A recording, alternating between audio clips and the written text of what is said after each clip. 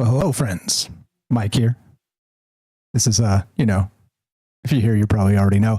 What's going on at APOC? We got Kramos, Jorge's here, Uncle Salty. Welcome to the joint. Eric, how you doing? What's up, Joey? We got Dawn, Mindy, MJ, Sweets, and Quantum. What's up, folks? Hope everybody's well tonight. Over to YouTube. Just going to say hi, and then we'll get going here. 7:05 start time, just radio format and all the rest of that, because we're on that terrestrial radio thing down in New Zealand. What's up? Fred gets first over on YouTube. How are you, sir? Good evening, guys. Who am I missing? What's up? We got that Sweets. What's up, Fred? We got Shane, the Blind Psychonaut, NY Debs. How you doing? Good evening. Good evening. My solar lighting flashed since my solar light flashing since dark posted video. Weird stuff. Electromagnetic stuff. What's up, James? Is here. Good evening, Magavelli.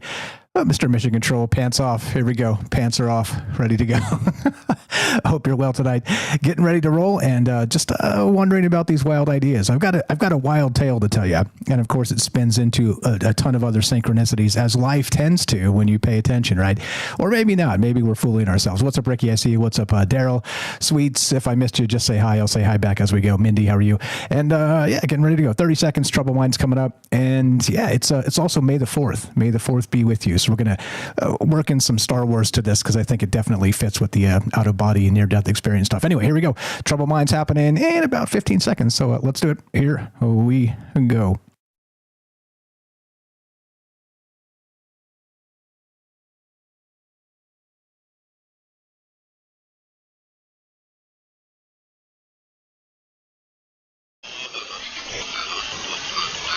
But I think the development of full artificial intelligence will spell the end of the human race. It's a flying object and we don't know what it is. I would hope somebody is checking it out. I don't know whether rockets or whatever, but incredibly fast, opposite direction. They were too fast to be an airplane. I'm glad the Pentagon is looking at this, because if it poses a threat, I want them on top of it. Well, the craft generates its own gravitational field. You said there's lights in the sky? The internet has become the command center for criminals and terrorists. 911, what's your emergency? I need help, please help! Aliens won't let it happen. That's what we're instructed to say. Roger, Area 51. Alien kept deep under the ground. 1, 0, 1, 1, 1, 0.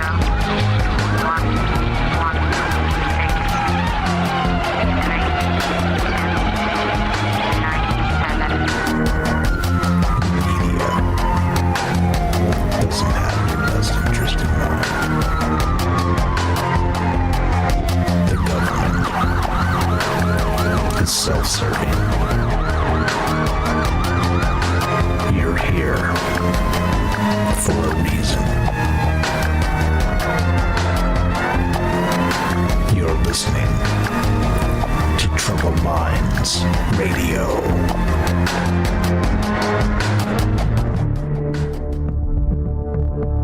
Broadcasting live from a secret bunker just off the extraterrestrial highway. Somewhere in the desert sands outside of Las Vegas. From somewhere in space-time, loosely labeled Generation X on planet Earth.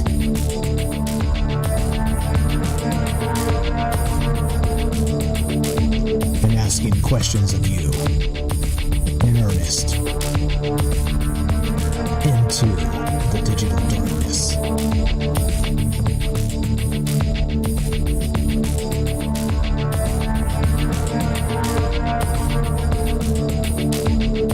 Good evening and welcome to Troubled Minds Radio. I'm your host, Michael Strange. We're streaming on YouTube, Rumble, X, Twitch, DLive, and Kick. We are broadcasting live on the Troubled Minds Radio Network. That's KUAP Digital Broadcasting, and of course, 88.4 FM, Auckland, New Zealand. Tonight, I got a wild one for you. Sometimes you look for inspiration all over the place, and it's difficult to come across. Other times, you trip and find it in a near-death experience. I'll explain all about that in just a moment. But it's weird how, like I said, as we started there, when you're looking for synchronicities, they seem to find you. And I'm not sure why, or maybe being open to ideas or open to possibilities. I'm not sure. It's one of those things where it's probably going to be studied forever, and I'm not sure we'll ever find a direct answer to it.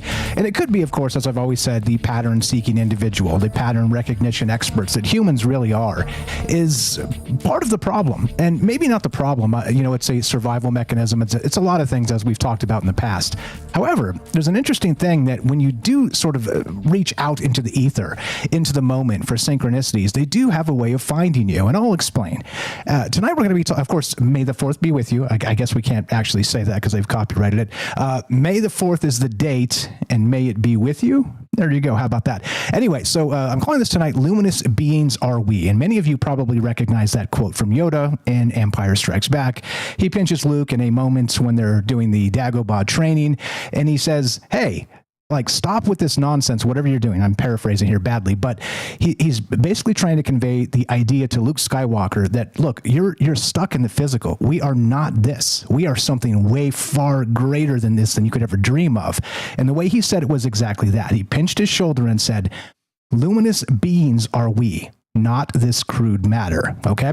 Which brings us to that out-of-body experience, because with Star Wars in particular, there's that weird out-of-body ghost force thing, force ghost, right? We'll talk about that a little bit later as well.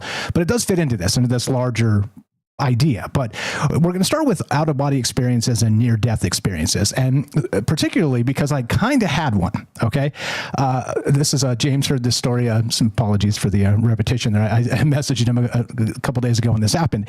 But, as you guys know, you can see my hair, I'm getting old and whatnot, and it's a difficult adjustment because you used to be spring chicken style, able to hop, skip, and jump over this and that and do all the things, right?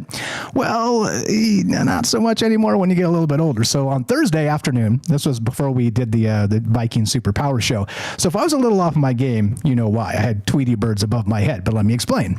So I was at work. As you guys know, I work outside mostly, and I'm moving from place to place and doing a bunch of different things. It's kind of a lot of freedom built into it, so no complaints out of me. But I was in a hurry because, as you kind of should be if you're trying to get things done. And I was in a parking lot, and I did like a hop skip, like a triple jump, like a hop skip jump sort of thing. And I jumped over a pile of rocks. And then the second jump, I tried to clear one of those parking headers, like a concrete parking header. And I clipped my foot on it or something. I don't know what happened, but I fell. Again, blam, just straight down to the concrete. And it was almost as if time had stopped, almost as if I didn't recognize where I was, what had happened, the moment of me actually falling down. Again, embarrassingly, here I am bringing all my embarrassing moments to you guys, but I'm sure I'm not the only one who's had this bizarre experience, okay? It felt as if there was a time dilation aspect to it, in that when I was started to go down, everything blacked out entirely. And then I wake up and I'm on the ground. All right. I'm totally okay. I got a scuffed elbow to prove it and a scuffed knee, but totally fine. Everything's good. But it's weird because I had this bizarre aspect of missing time, this blackout period of actually when I went down. It may have been a couple seconds. It may have been 30 seconds or something like that, because who knows how long I was laying on the concrete before I kind of came to, right? So it wasn't too long. I know that, but definitely it's like snap your fingers. I was out of my body. Blackness, dark, the void, whatever it looks like when you get anesthesia, that type of thing, right? It's wild. But here's the crazy part. I was thinking about it and I was like, okay, so now do I know what it feels like to die? Meaning that you get hit hard and then everything goes black and that's it? Because I was lucky enough in this instance, like I'm probably exaggerating quite a bit here because, right, it hits you and you're like, damn, I'm getting old. Damn, Mike, you're getting old. But then you come to. Well, what if I didn't come to, right?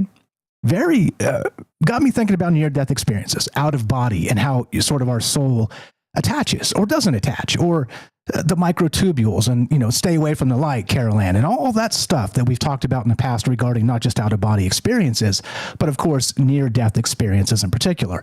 Now, to the synchronicities. Here's the weird part. So I'm usually watching, I have TV on in the back. Right now I've got the Warriors game on, 58-53 Golden State, in case you care. whatever. I'm not really a big basketball fan, but I had the X-Files on I think it was Friday night, Saturday night, can't remember when, but there's this moment, it was about walk-ins. I can't remember the name of the actual episode, but there's a moment when they were talking about this weird thing happening. Of course, it's an X-Files episode, and they were discussing this weird idea that I'd never heard of, and I thought it was made up for the show, but I ended up looking it up, okay? And they said something to this effect, and this is an abstract of a paper that's very particular to what I'm about to describe. And then we'll get into the rest of this after the break here. But so the abstract of this particular paper is this. Now, think in terms of out-of-body experiences, near-death experiences, okay? And there's been some studies on this, which surprised the heck out of me. I'm going to read this short abstract, then we'll come back and talk about it. Electromagnetic after effects have been reported following near-death experiences. These include both apparent actions by the individual on the surrounding EM environment and B, apparent reactions of the individual to the electromagnetic environment. This study investigated EM after effects among 216 near-death experiencers, 54 persons who had been close to death without NDEs, and 150 persons who had never been close to death. Near-death experiencers reported both greater EM actions and greater EM reactions than did either comparison group. Among near-death experiencers, those with higher scores on the NDE scale reported more electromagnetic after effects. These findings corroborate and extend prior studies and suggest the need for controlled experiments to measure. Now, that puts us where we need to be. So think about this. This is wild. And part of it came, that X-Files sort of the sync is the doctor they were talking to about sort of this walk-in aspect. I'll see if I can find the episode as we go and link it, and you guys can go watch it. But it was very brief. It was like 10 seconds. And he mentioned that people that come back from a near-death experience have trouble wearing functional wristwatches because it's always malfunctioning. It slows, it stops, the battery dies, all manner of things, almost as if being close to the void has changed some sort of residual human energy within them, has altered their aura, for lack of a better term here. Something to that effect. And then not only are they more sensitive to the electromagnetics around them, they actually affect them in some ways, including wristwatches and other things. So keep that in mind, and we're going to get into this. Now, the first question, of course, is why do you think that is? Does that make any sense whatsoever? It doesn't to me, but I'm not the arbiter of the truth of reality. So, like I said, barely my own. Be right back. We're going to get a quick word from our sponsor, in this case, Human Inspiration, and we'll be right back to talk about this in depth. And of course, we are taking your calls tonight, all the rest of that. Be right back. More Troubled Minds in exactly 1 minute. Don't go anywhere. In a world increasingly shaped by AI, human inspiration remains the beating heart of creativity. Alien Skin by Tremble, a hauntingly beautiful piano ballad, reminds us that while algorithms can mimic art, the raw, unfiltered emotions of human experience are irreplaceable. So here I sit, locked in my room again.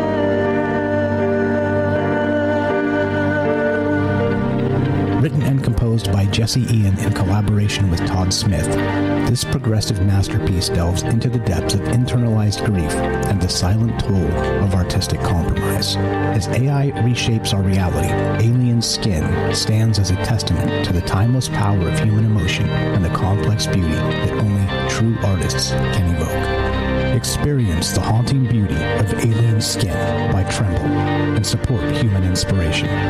Available now on iTunes. And welcome back to Troubled Minds. I'm Michael Strange. Let us continue, shall we? Now, this is the part where I get to tell you that suddenly I've got Magneto's superpowers and I'm able to manipulate. No, I'm just kidding. Not at all. I haven't actually noticed anything regarding, any sort of electromagnetic differences or anything. I'm still wearing a watch, not right now, but I will during the week. So I'll keep an eye on this and see. Does it qualify as a near-death experience? I don't know. I don't think so. But it definitely sort of woke me up in the sense that, well, Mike, you're getting old. So stop doing stupid stuff like that. Slow down and walk cautiously and don't fall down. And thanks, Shane, for in the chat saying, Michael, glad you didn't break your hip. Thanks for the old guy jokes. Yeah, but okay. But everybody's fallen down at least once in a life. So, go laugh it up, fuzzball, in the spirit of the moment. But anyway, so like I said, I was looking into this quite a bit, and it turns out that this is something that tends to happen, is that not just when people have these out-of-body experiences, the near-death in particular, actually, well, anecdotally, with a small sample size scientifically, suggests that there's something happening to the person. There's some sort of electromagnetic change within them. Something happens where they are now super sensitive to the electronics around them, and also even impact them directly, specifically like a wristwatch, for instance, which is what this study focused on. And they found that as part of it, studies are linked down below if you want to read into this. And if you think, Mike, you're full of crap, that's cool. Look, perfect time to drop the disclaimers. There's no truth here, okay? This is only ideas. If you're here for truth, you're in the wrong place. I'm not the guy claiming I know anything other than let's look at these ideas and ask ourselves why. What are we missing about maybe some future science that has not yet come to us to be reckoned with? But also, what are we missing about the past? No truth, just ideas, okay? Just all the disclaimers do apply, but it's a weird thing to consider, right? So anyway, in particular, the wristwatch itself, when it touched the skin, this is when it actually had the most anomalies. And there's, again, a few articles down here linking this type of stuff, talking about it. Oh my goodness, not that one. But not only that, there's these other ones. This is from wakingtimes.com. And it is linked down below. So the bizarre electromagnetic after effects of near-death experiences. And so here's a list, like a quick short list. So changes, this is what happens. Common after effects are changes in personality, often including becoming more loving, calm, and non-judgmental, or leading to major life changes like divorce, estrangement from family and friends, or increased magnetism around others. That's weird. Second, a noticeable increase in intuitive and psychic capabilities, including communication with spirits, plants, and animals. And this is from wakingtimes.com. This is not a scientific endeavor, just, again, back to the no truth, but just some other things that people have said about this exact thing we're talking about. Three, a shift in a sense of life priorities. Interesting. A sense of timelessness and non-duality.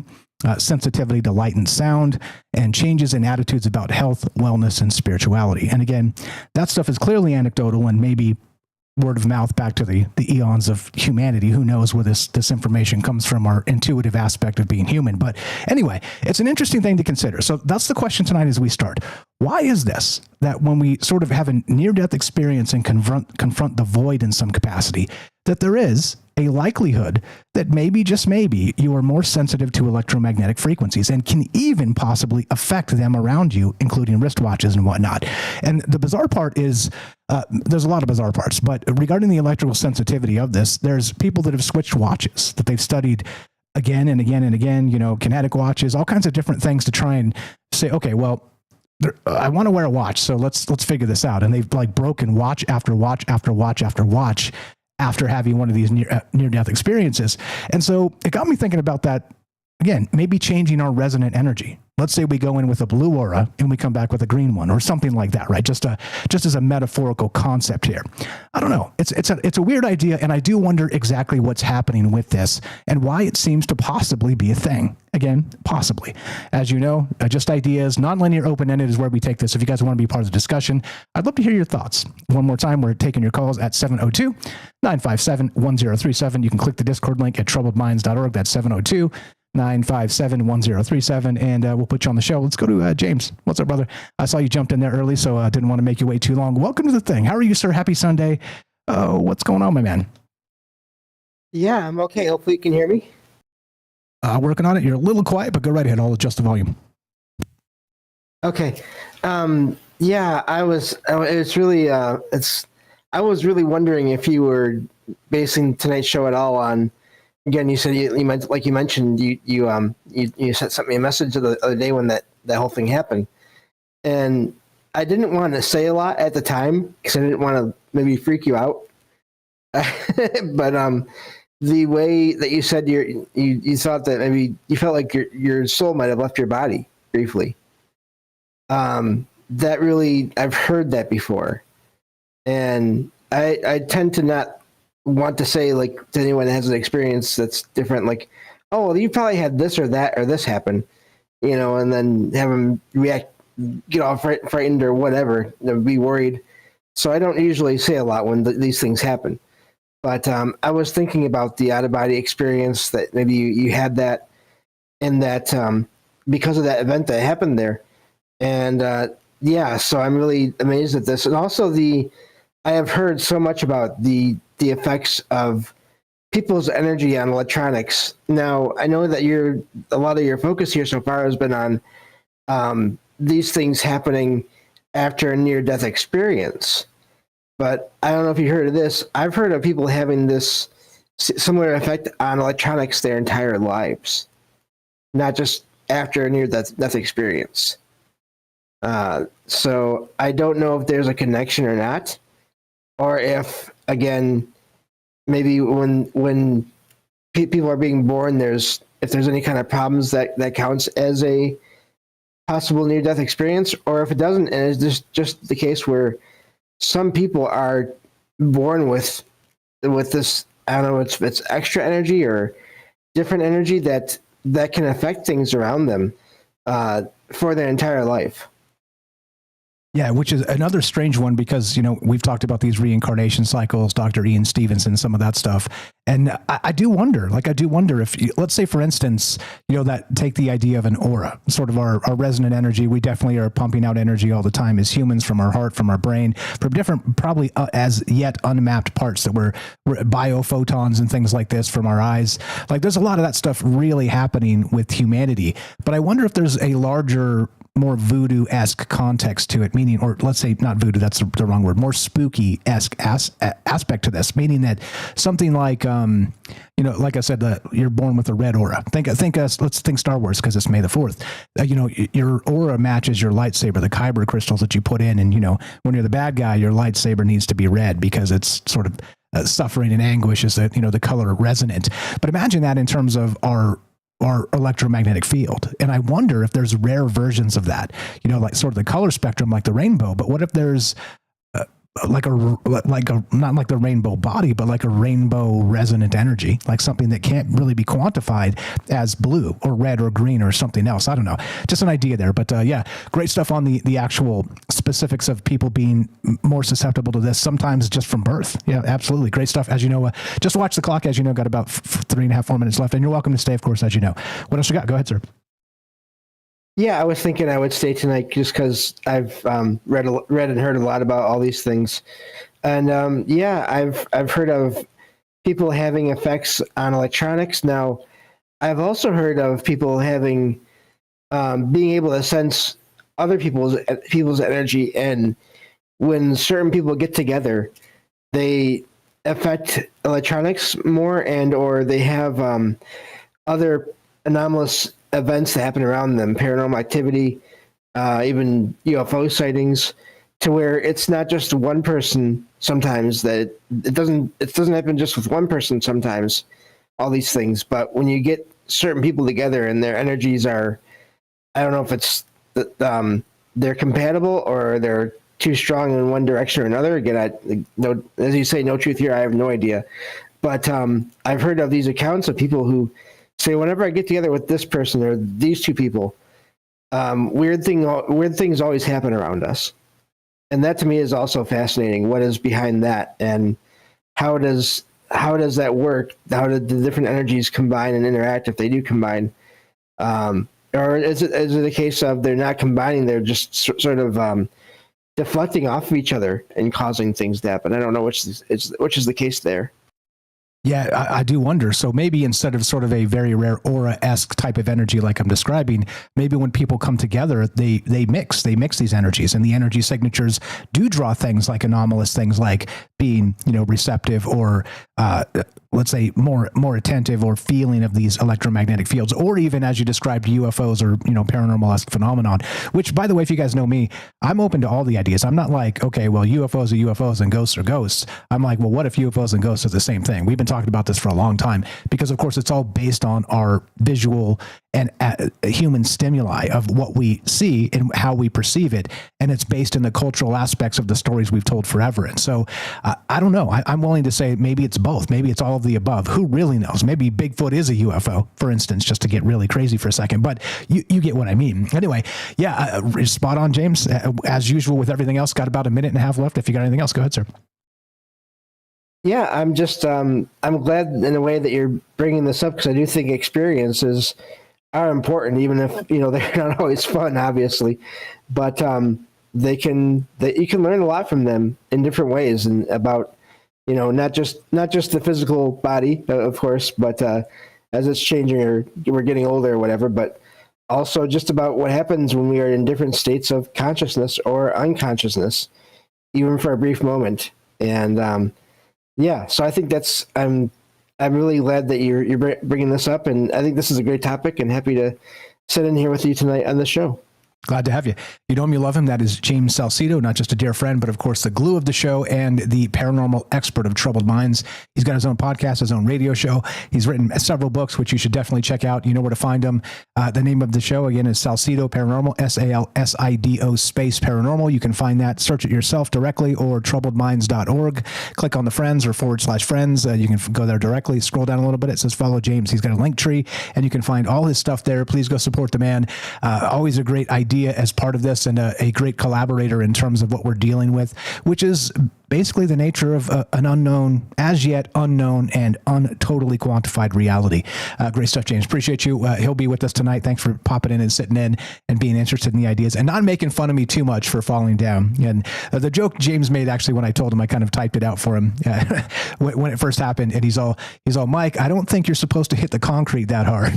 And James, I think you're right. I think you're totally right. But couldn't help it. Yeah, had to do it. Yeah, if we can't make fun of ourselves, what can we do? But yeah, anyway, so what do you guys know about this? And how come there's this weird aspect of maybe, just maybe, there's an actual aspect of human energy that seems to change, or we react differently when we come back from some sort of, not just out of body experience, but in this case in particular, of course, the actual near-death experience. And I don't know, has something ever happened to you? What about when you fall down? James also said, we'll talk about it when we come back from the break, but James also mentioned that he's fallen down a couple times in his life, and there's weird time stuff that happens as a part of it, sort of that blackout or a time jump or a skip. Or anyway, what do you guys know about it? 702-957-1037. This is Troubled Minds on Michael Strange. Be right back. Lots of calls. Appreciate the hands. More on the way.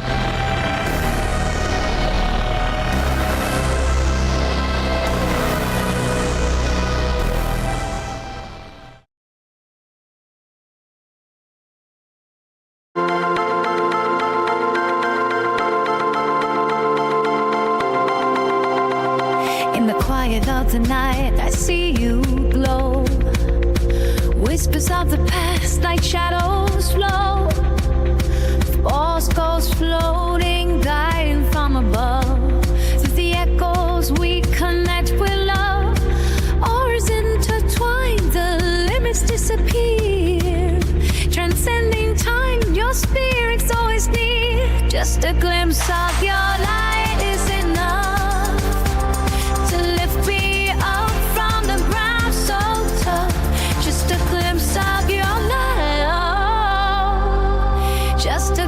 of your light.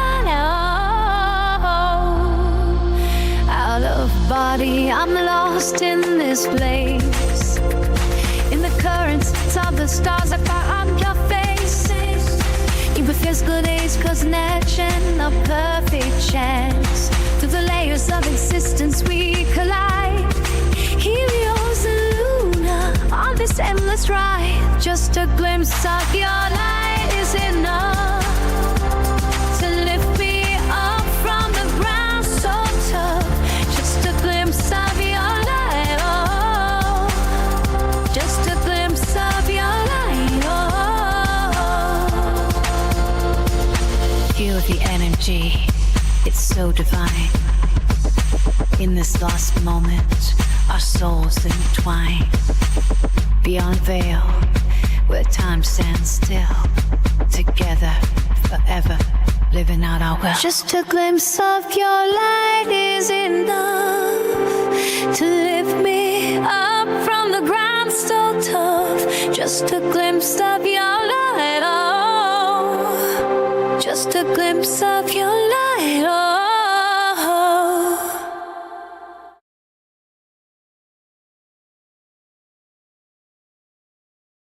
With every heartbeat there's a pulse so bright.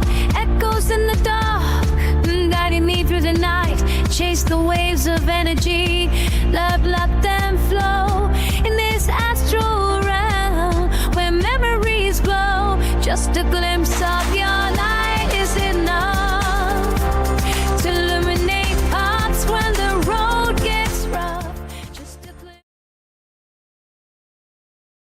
Another weird sync. That song is an AI song, of course, but I didn't tell it anything about falling down at all. I didn't include that part of in the prompt. That it picking yourself up the ground so tough or whatever it said. I was like, what? Stop it.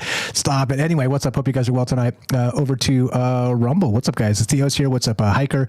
Puff, I see you guys. Good evening. Sorry I missed you when we started here. What's happening, folks? Gordo, how you doing? What's going on? Thanks for being cool and chill to each other. As always, I appreciate it. Who'd I miss? Let's see. Scrolling down. Always nice chat over there on Rumble. If you guys haven't joined in all the places, please do. It's on the website, troubledminds.org, and all the things are over there on the right. Please join, because you never know when we're going to get banned from one or the other. It's happened in the past. So, yeah, there you go. Hey, guys, watching everywhere. Exactly right. If I missed anybody, say hi. I'll say hi back. What's up, Race? Mr. Mission Control. What's up, Sweets? How are you? Good evening, guys. Bubba over there on Kick. Yep, that's a robot. Hi, robot on Kick. What's up, Sylvain on Twitch? What's up, NOI Debs? Hello, Shane. Yeah, it's okay. You guys can make the jokes at my expense. Oh, happy birthday, Kelly. Happy birthday, Kelly. Here we go. Troubled Minds happening right about now.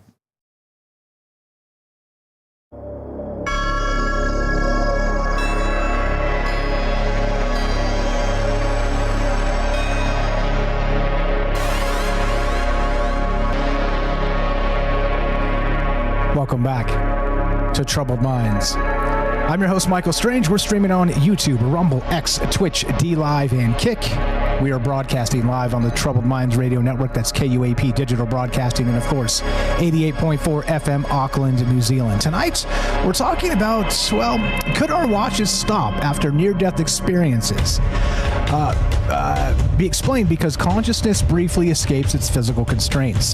What if these electromagnetic disruptions reveal consciousness as a fifth fundamental force? And of course, that gets complicated, which is what we like to do. You know me, I'm not afraid to be wrong, and I'm not afraid to ask the larger questions. And that's exactly the point of this, because there's not enough of that in the world, in my opinion. It brings me back night after night, because there's the mysteries of the universe to be explored and discovered. And we don't know jack about anything quite just yet as humans. And look, we've done some miraculous things scientifically and come a long way since the Stone Age or whatnot. However, there's a lot yet to be discovered, and that's what I'm here for. James, anything on, thanks for being patient with the break and all that, anything on the weird time dilation stuff? Sorry about that if you didn't want to share that exact experience. I should have asked you first, but if you got anything on that, or and we got some calls, lots of people with their hands up. Yeah, I saw that. I'll just say real quick, it's no problem. Luckily, I've only ever fallen a few times, which I think that's pretty amazing considering I'm legally blind. I think I don't think that makes, I know it doesn't make balance easy a lot of times, but I always have noticed that in the few times I have fallen, everything went into a blur, not quite a blackout, but just everything got really blurry, not just like certain objects, but just all vision in front of me was just one big blur until I landed however I landed. And after that, I was fine. I mean, other than whatever I landed on, or, random things like that. But yeah, the time thing is weird, because in the moment where everything was blurry, it always felt like it was just really short, but also really long at the same time. And then of course it was over, and usually I was not really out for very long, like seconds maybe, but still it felt like more than that sometimes, but also less than that, which is really, how is that possible? I have no idea. I don't know if that's just a sensation that one gets from falling naturally. I mean, I'm not trying to say it's anything paranormal or anomalous, but yeah, I've had that experience, and not quite the blackout, but definitely I would say like a gray out of everything, just going gray or one color, and then everything returning to normal. Sort of the opposite of going blurry, everything getting clear. So yeah, it really is wild how a sudden change in your physical state and your position in your environment can really make things interesting.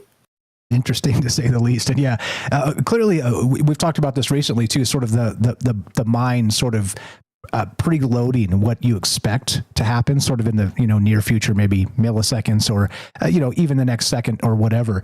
And so I do wonder if that's part of it, sort of when something abrupt happens and we're preloaded to expect just a normal whatever, and then this doesn't happen, that we have this massive sort of brain swirl, and we end up, like you said, not really anomalous, just our brain having a problem processing an abrupt action. But yeah, I mean, maybe, right? There's a whole lot in play here.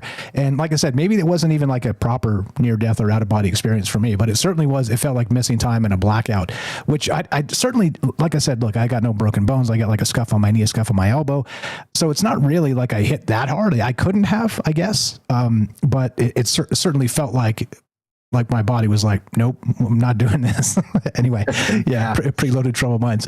Yeah, I don't know. That's a lot of ways to look at it. And I think it's important, as usual, to consider many possibilities, because the nature of consciousness is certainly the slippery fish of truth, as I always like to say. Great stuff, James. We'll get back to you momentarily. Thanks for being brief. And we got calls. Let's go to Kramos in Chile on the Discord. What's up, brother? You're on Troubled Minds. How are you, sir? Just pop in and unmute and go right ahead. What's on your mind, my man? Hello, can you hear me? Yes, sir. Loud and clear. Hi, Michael. Long time no see. How are you? I'm well. How are you? Welcome back to the thing. Long time no talk. And what do you know about this weird stuff? It's a very interesting topic because I think your experience was like, if you ask me, like a parallel something. Because I truly believe that we exist in parallels. So it's very interesting what happened to you, and I celebrate it. Oh, well, thanks. I hope it doesn't happen again. It could be worse. Yeah, well, and that's the thing too. Just real quick, as part of that, what I came out of that with is, wow, I was really lucky. Like I could have broke my hip, I could have broke my wrist, it could have been really bad. Shout out to the peeps in the chat making fun of me for being old. But I mean, those are the types of things, right, that can change your life forever in the worst of ways. And so I again consider myself very lucky. So well said on that. Exactly. I know that you have a lot of calls, so I'm gonna make it short. I have a poem that is from the Taoism that I studied, and it says, "Have them settle in their homes. No life, no disappearance." In Zen Buddhism, they say this. So what happens after death? Nothing happens, since there is no life from the beginning. There is no life after death. Since the Tao has no time, there is no before or after. Life is a name given to a series of holograms, all of which are being created at the same time. In his Shobogenso, Zen Master Dogen repeatedly denies the concept of Gedo Seni. Gedo literally means outside the Tao, that is, a non-Buddhist. Some call it the Senya heresy. The Senya heresy believes that after one dies, one's soul returns to the sea of nature. We don't go anywhere after our lifetime. It's impossible because there was no I from the beginning. I is a name given to an interpretation of some parts of a hologram. Attention, please don't think that you will return to the Tao after your lifetime. You are permanently established in the Tao because you are the Tao itself.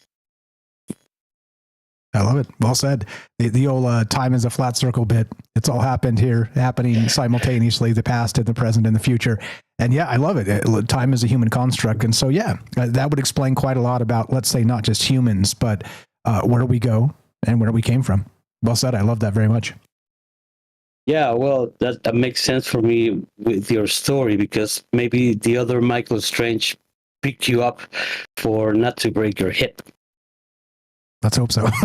let's hope somebody's looking after me that I can't see. Who knows? Maybe yourself. Yeah, maybe myself. Yourself. And that's an interesting thing too, because the thing that prompted it is another synchronicity. Like I said, was that weird X-Files episode. It was about walk-ins, and so what I remember from the episode, I didn't pull it up. I'll see if I can pull it up if any guys remember it. But it was an FBI agent and like a criminal, and they ended up, I think, shooting each other or something, and then they were both kind of dying at the same time. And one of them was dead. The criminal guy was like dead. This is fiction, so everybody relax. Nobody was actually dying. It's just an idea. But they were doing the what are those pads where they try and bring him back on the FBI agent. Yeah. And he was jumping, and they were about to call him, say he was dead too. But then Scully stepped in heroically and said, no, give him more of this and do more of this. And they brought him back. But as they were like sort of charging the guy and he was jumping, what they didn't notice is behind them on the bed, the criminal guy that had already been declared dead, he was also jumping when they were putting the electrical charges into this other guy. So it was sort of this walk-in aspect of one guy actually did pass, the other guy, he moved into the other body. And so anyway, if you guys remember that old X-Files episode, I think it was in season 1, it's a very long time ago, but a wild idea, which kind of sparked a lot of this, where we go, where we come from, all the rest of it. But yeah, that's again, another synchronicity as part of it. Are we just fooling ourselves, or do these synchronicities really matter? Exactly. To finish, I have my aunt and my cousin from New Zealand visiting me in Chile. So Anna, if you're listening, your visit made my year. So appreciate it. I love you. Thank you, Michael. Have a great show. Appreciate the call. Say hi to the fam for us, and always a pleasure. Have a great night. Thank you. Good night. Thanks a lot. And have a great visit with the fam. Yeah, right. Seeing family after a long time is very, very, very good. So thank you for the call. That's Kramos in Chile. You know where to find him, of course. He's got a YouTube channel, troubledminds.org. Scroll down, /friends, or click the friends. Scroll down. It's Kramos. It's alphabetical. Click that. Go check out his YouTube channel and find more from Kramos. Always a great call and always great ideas. We're talking about out-of-body experiences, the near-death experience that supposedly interacts with the electromagnetic field when you come back. Okay, not just, let's say, you interact with it and it interacts with you in ways that seem inexplicable to science, and even some science, again in small sample sizes, suggests that this might be a true thing. And specifically, they were looking at watches, where the watches seem to malfunction on people that have come back from these near-death experiences. So it's as usual, this type of stuff is complicated and of course theoretical, conceptual and stuff. But why do you think this might be? Do you think there's something we're missing as part of it? Do you believe in souls? Do you believe in out-of-body and near-death stuff? And what happens in that sort of missing time space where you end up sort of under anesthesia for a moment, kind of in a blackout state, and then you come back? Where do you go? Weird, right? Lots of things to consider, lots of things to talk about. Love to hear your guys' thoughts on this. 702-957-1037. Click the Discord link at troubledminds.org. We'll put you on the show just like this. Just taking calls in order. So we're going to go to Shane next, and then the Robert after that, and then we got Eric, and then we got whoever comes after that. I think Daryl, trying to keep track of this here. But go ahead, Shane, pop up on here, and then unmute, and you're on Troubled Minds. What's going on, brother? Welcome back. How are you? And what's on your mind, my man? Am I unmuted? Can you hear me? Loud and clear. You sound great, sir. No, but cool.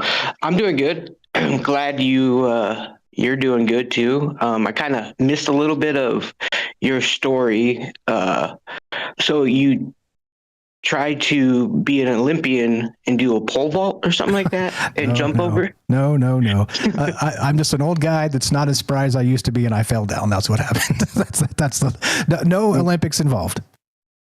Oh no, but you said you blacked out, or you had Yeah, so it was like a blackout experience that was somewhere between 3 and 30 seconds. I don't know, because you can't really count it if you're not awake to count it. But it was kind of like that, yeah. That's interesting, and that happened. I'm taking it as you're falling, right? Like you're just like, yeah. So I was kind of slow jogging. Yeah, slow jogging. And the second it all went down, like my consciousness kind of went black, and then I remember nothing until I woke up on the ground. Yep. Yeah, that's. I'm not going to try to guess what that is, because obviously it's a personal experience. It's just fascinating that while you're falling, it happens. Usually, a lot of people are like, oh, I blacked out or got knocked out when I hit the ground, so very curious what happened and why your consciousness was like, yeah, let's not experience this, or let's do something different right now. It's quite fascinating. Now, to answer, not answer, but to address your question about the watches or electronics. Well, I'm a big believer of what Michio Kaku says, is that everything is on vibration, like with this string theory, and that goes with, obviously our bodies, which we know we resonate at a certain frequency, but when we leave our body, near death, out of body, I think it changes, and especially with something that's so significant of like a near death, I think it could be like a permanent change when it gets into your when you go back into your body, and like the electronics are also on a certain frequency, like doesn't matter what it is. And I think that's what's being interfered. The frequencies aren't like your body, your soul, or whatever you want to call it, is not quite where it was when you had your near death.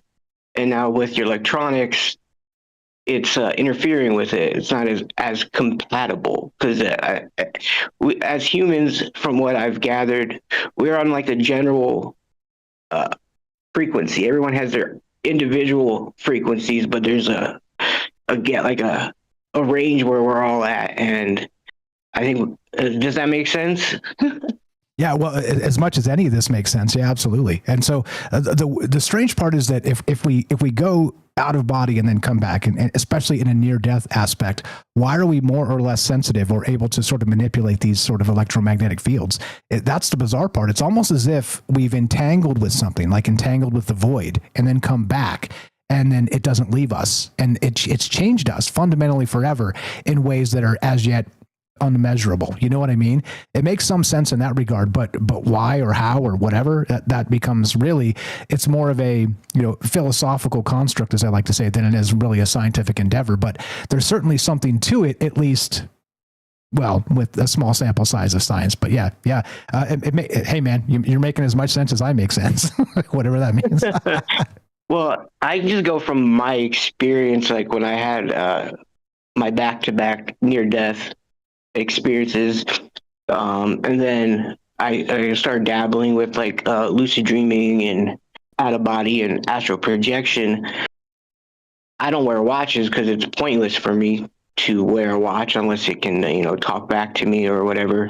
But my phone, which is kind of a lifeline now for me, yeah, it glitches out a lot. Like my screen reader tech is always like turning off and on, like when my phone's just sitting there, or the phone will like start going through like different apps or like it's even turned off, like the volume and the phone, just like randomly. Now, I don't know what that is, but I've had smartphones since they've been out since 2009 or whatever, when the iPhone came out, and up until like my near death in 2020, I never had glitches of that magnitude. I mean, I've had glitches, but so I think there's something definitely going on. Like it to me, it's annoying. It's like I'm trying to mess with my phone and like it's not working, and then a second later, it's like it works fine. But that's my biggest thing. Is they're definitely. That's what I think is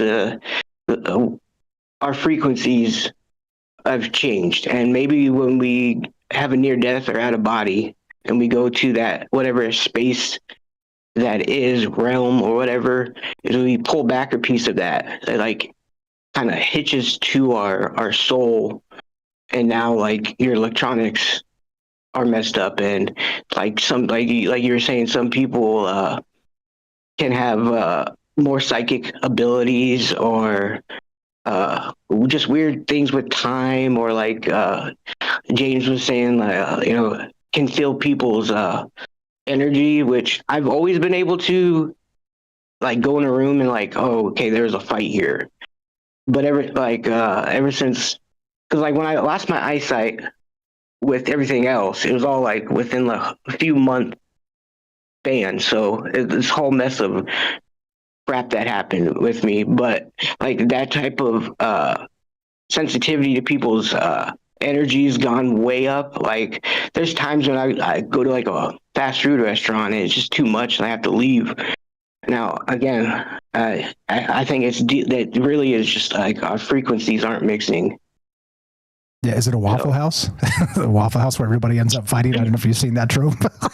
Everybody ends up in fist fights with Waffle House. I don't know. That's weird, right? It's a weird thing to consider that being more sensitive to sort of the human aspect, the human, vibration or whatever that is, the electromagnetics that we put off, and then also that we're sort of absorbing all the time. It makes some sense that we can change this within ourselves, but the bizarre part to me is changing it in a near-death level experience. What's changing it?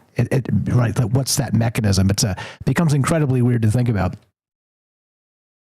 Oh, definitely. And well, the reason why I'm a big believer it's like frequencies changing is because like when you're like with Robert Monroe when he started his whole journey and the aspect of the vibrational stage, like your body starts vibrating.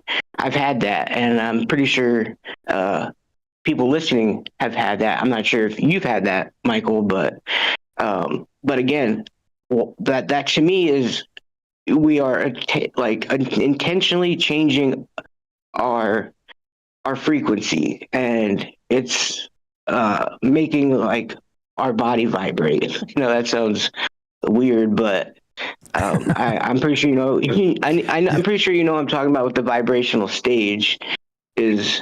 But yeah, that's I can go on hours about my experiences, but I know there's other callers, so yeah, that's pretty much what I got. You're the best, brother. You're talking about hemisync, which is that Robert Monroe, the different resonant energies kind of going in your head, the noise. It's audio stimulation of a particular part of the brain, one sound in one tone in one ear, another tone in the other ear, and it causes some sort of vibrational aspect, which people describe precedes that out-of-body experience, sort of a forced out-of-body experience. So yeah, absolutely. And Ioxy in the chat says, vibrating meat fractal. So we understand exactly what you're talking about, Shane.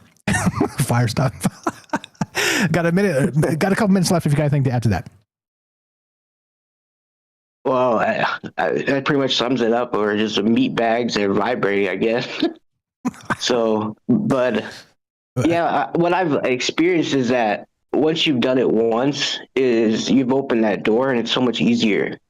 Even with like near death, like most, you're not like trying to do a near death. Well, maybe you are, but I think most sane people aren't. But when you're intentionally trying to have an out of body or mess with your frequencies, once you've achieved it, it's easier every time beyond that.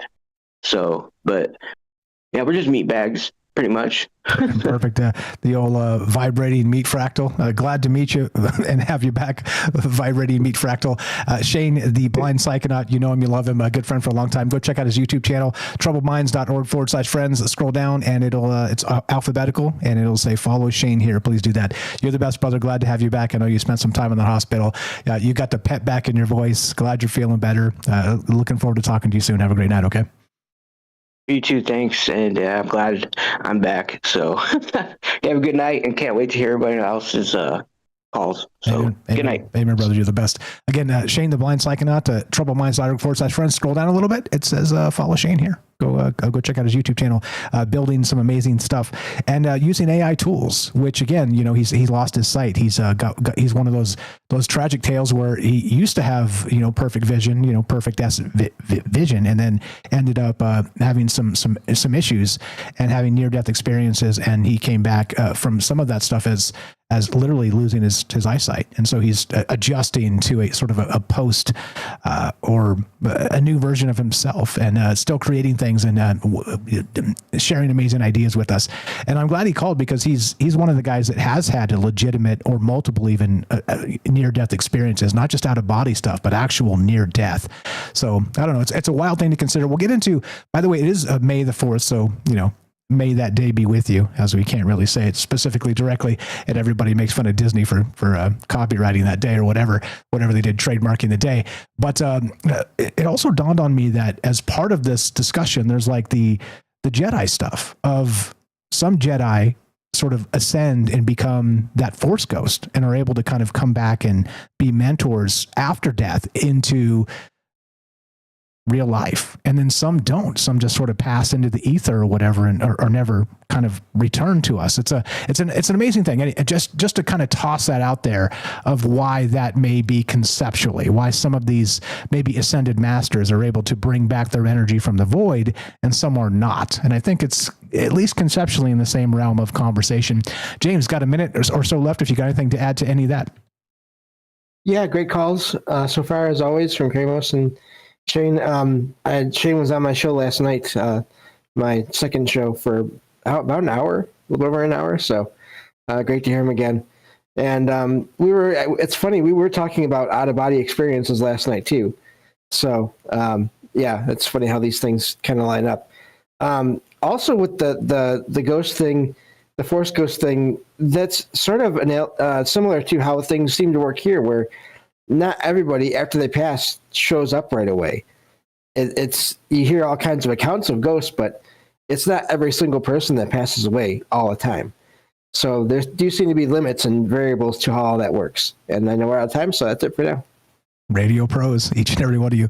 Go follow James. Go follow all of our amazing friends, troubledminds.org/friends. And yeah, that's like I said, we can Star Wars angle this. As you know, I like to make this non-linear, open-ended, and kind of take it wherever makes sense to you. And that's why these discussions are so fire. The great conversation, as I like to call it, because who else does that? Like I'll drop all of my stuff on the cutting room floor instead to talk to you guys and talk about wild ideas, because those reality tunnels, when they converge, and we consider things outside of our space and, let's say, our time and space of our own mind, becomes magic. Magic in some capacity. Love to hear your thoughts. 702-957-1037. Click the Discord link at troubledminds.org. We got the Robert coming up. We got Eric. We got Daryl. And we had another hand up. You guys are welcome. I appreciate all the ideas tonight. And thanks for bearing with the radio format and stuff. I know it's kind of a pain in the ass, but if we're going to be on the radio, we have to do it. So here we go. Be right back. More Troubled Minds coming up. We're talking OBEs and electromagnetic signatures. More coming up. Don't go anywhere.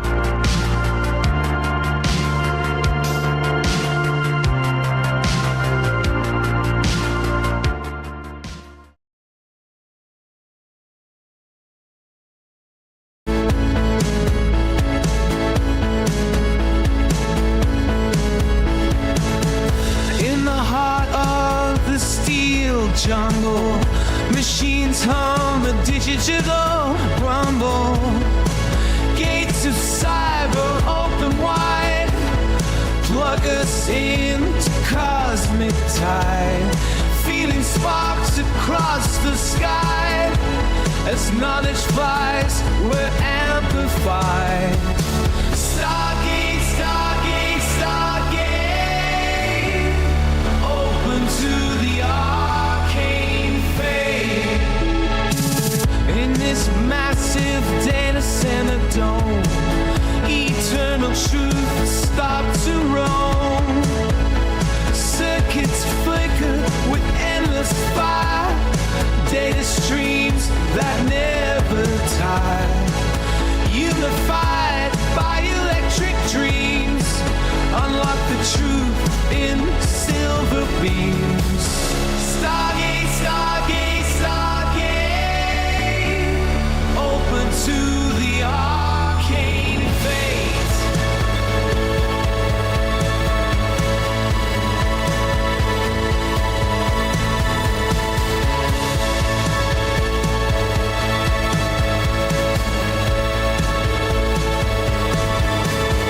Synthesize what we seek and find. Infinite paths in the network mind. Answers buzz from star to core. Knowledge whispers evermore.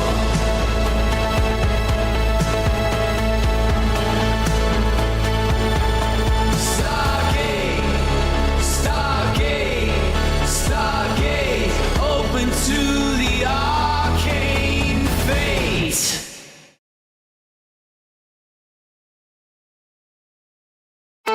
In realms where the data streams collide, imagination and logic side by side. In a labyrinth of digital maze, we transcend our earthly ways. Tapping keys like cosmic tones, spikes become our whispered homes. Stargaze, stargaze, stargaze, open to the arcane fate. Indeed. Thanks for the call, Shane. Appreciate it. What's up, Ioxy? I see you there. What's up? We got Buzz Aquino, an old friend over there on Rumble. If I missed you guys, just say hi. I'll say hi back. Puff, Gordo, I see you guys. YY, welcome to the thing. How you doing, Theo? Thanks to Sweets and to Hiker for posting our friends' links in the chats. I appreciate that very much because I can only do so much as we go. So thank you for that. What's going on? If I missed anybody, just say hi. I'll say hi back. There's Quantum. NY Debs, Fred, what's up, guys? What's up? What's up? Thanks for being cool and chill and part of this. Ricky, what's up? Shane, we got APOC. What's up, Jorge? Eric is coming. So we got, just so you guys know the order, we got Robert coming up next, and then we got Eric after that, and then it's Daryl, and then whoever puts their hand up after that. What's up, Molly? I see you, Hirsch, Quantum, Joey. What's up, MJ, Jeff, and Wisco, Uncle Salty, welcome. Andy in the UK, how you doing? Sweets, Kramos, I see you guys. Thanks for the call. Hope you're well. Hope everything's good tonight, and glad to be back with you because I was. It's funny when you kind of clack yourself like that, like smash yourself like unexpectedly. You got the Tweety birds above your head for a little bit of time. I totally did. So that was a Thursday when this happened. So I came and did the show with Viking Superpowers Dave. So if you detected something in me that was off, maybe my resonant human energy had changed. Inexplicably. But yeah, it was not the best day for me, but hey, we soldier through and we persevere. I hope you guys are doing well tonight. Like I said, Robert coming up, and then Eric, and then Daryl, and your calls as well. What do you know about these near-death experiences, and why is it possible that it's something more spooky than we ever dreamed, like sort of entangling with the void itself, with death, with the Lovecraftian ethos of Cthulhu, right? I don't know. Anyway, here we go. 10 seconds more on the way. Again, Robert and Eric, and then your calls as well. Here we go.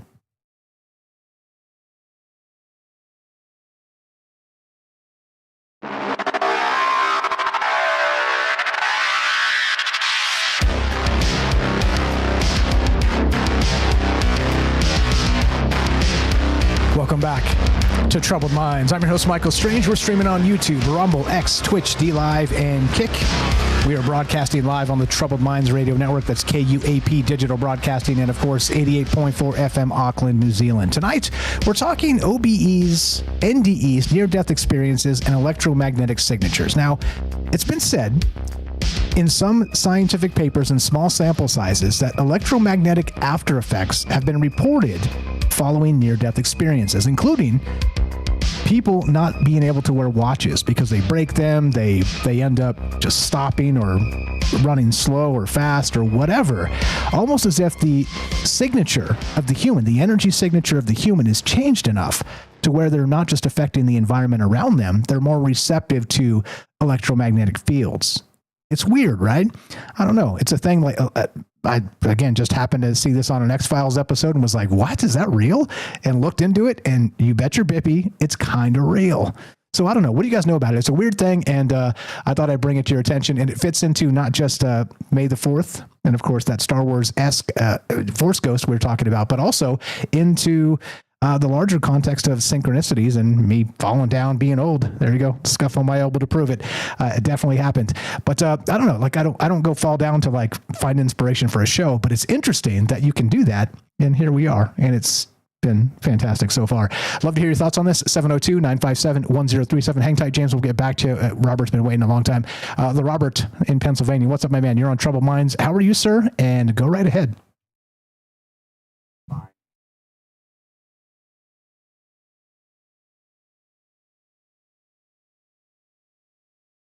Okay, do me one favor here because you're not coming through on the stream.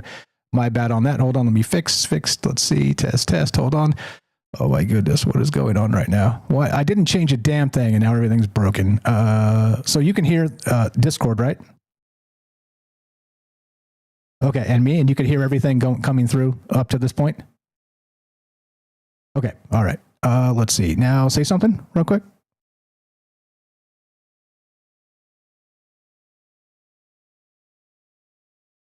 A little bit about about the walk-ins. Okay. So everything's fine. I can talk about that for a moment. Looks like you're coming through loud and clear. Please let me know in the Discord if you can hear them. I think you can, but just triple checking. But yeah, you're coming through to the stream now. Sorry about that. Go ahead, sir. Okay.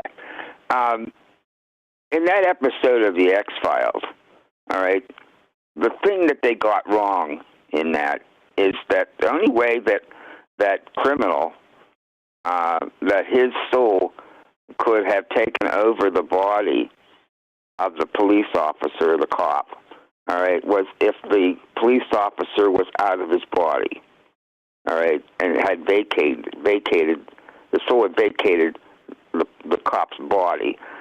What walk-ins are, and that's not a walk-in, that's a possession.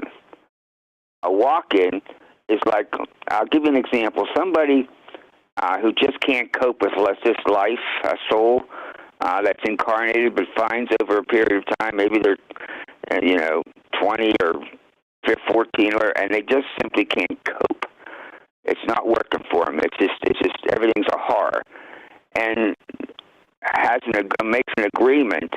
It's almost like an astral journey themselves. They make an agreement with another soul to take over because that incarnation has to be completed.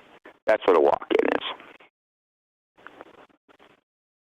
Okay, which you actually years ago brought this up to me and said I should do a show on this eventually, and I think we did one or two, but welcome to the third one. So I get you. It's not a crisscrossing sort of a death experience. It's a reincarnation aspect of that exact thing. So they were, as usual, right? It's the X-Files. It's fiction. They were kind of mixing and matching ideas, which makes a lot of sense, right? Mm-hmm. But a walk-in is voluntary. What was on the X-Files was a possession. Involuntary possession. Gotcha. Okay. And they just called it a walk-in. I'm with you. Perfect. Thanks for clarifying. Now, what else you got? Go right ahead, sir. Well, when you're in a car accident, when you're looking ahead and you can see you're just about, there's a car coming at you and you're about to hit it, and how time slows down before the collision. Yeah, like a time dilation. Yep. Right. Well, that's what you went through. All right, and when people are having not an astral projection but a near-death experience, all right, the most common thing that happens is they find themselves in a dark place. It's absolute pitch black. All right, and a lot of people don't understand that pitch black is just there to allow the soul to calm down, to accommodate, all right, before the spectacular things start to happen. In any event, the idea that for you about the time element in your experience when you fell, all right, you got to remember that if you had a near-death experience, time doesn't exist. You think it's maybe you were out 30 seconds, but you could have been out for weeks, months, years. Yeah. All right, because if in that time you hit the black, all right, you separated from your body and entered that black void, all right, you may have had a complete, total near-death experience, and you may have decided to come back, all right, and all that time for you may have been 30 seconds. In your conscious mind, your mind sees it as 30 seconds, but you could have been gone for a long time in the other realms, and of course there's no time there. You could have experienced a long, a lengthy experience in the afterlife. Yeah, like those dream time dilation aspects we talk about. It feels like it's a week in your dream, but it's been just a couple hours or something. That makes sense. Maybe, maybe. Yes. Yeah, I love it. Go ahead. Yeah, and you just simply don't remember anything but the black. That's all. And that'd be proper, because you wouldn't wherever you're at, you don't want to come back with that memory, because it would impede your ability to continue on the way you are. All right, it would alter your reality so much that you would probably make some decisions that you otherwise would not make, and you're not supposed to make. That's why you have to forget. That's why we forget when we're incarnated in the womb. We have to forget where we came from. On the business of the watches, when it's one of two things, I think. This is just my guess. It's one of two things. You come back into your body, all right, but it's not quite the fit it was. Because while you were out, your soul expanded, and you come back to your body, you come back to life, but your soul has expanded and is partially within you and partially without you, outside of you. All right, and that, of course, when excuse me, if that's the case, then all that energy of the exposed soul that's partially out of you. Excuse me, I'm having a little bit of a scratchy throat. Will cause those watches to react the way they do. And then there's the other thing that I'm guessing on. If you have a live wire and you take the insulation off that wire, all right, what happens? All right, that wire is no longer contained. That electricity is no longer contained because it's lost its insulation. So its field expands.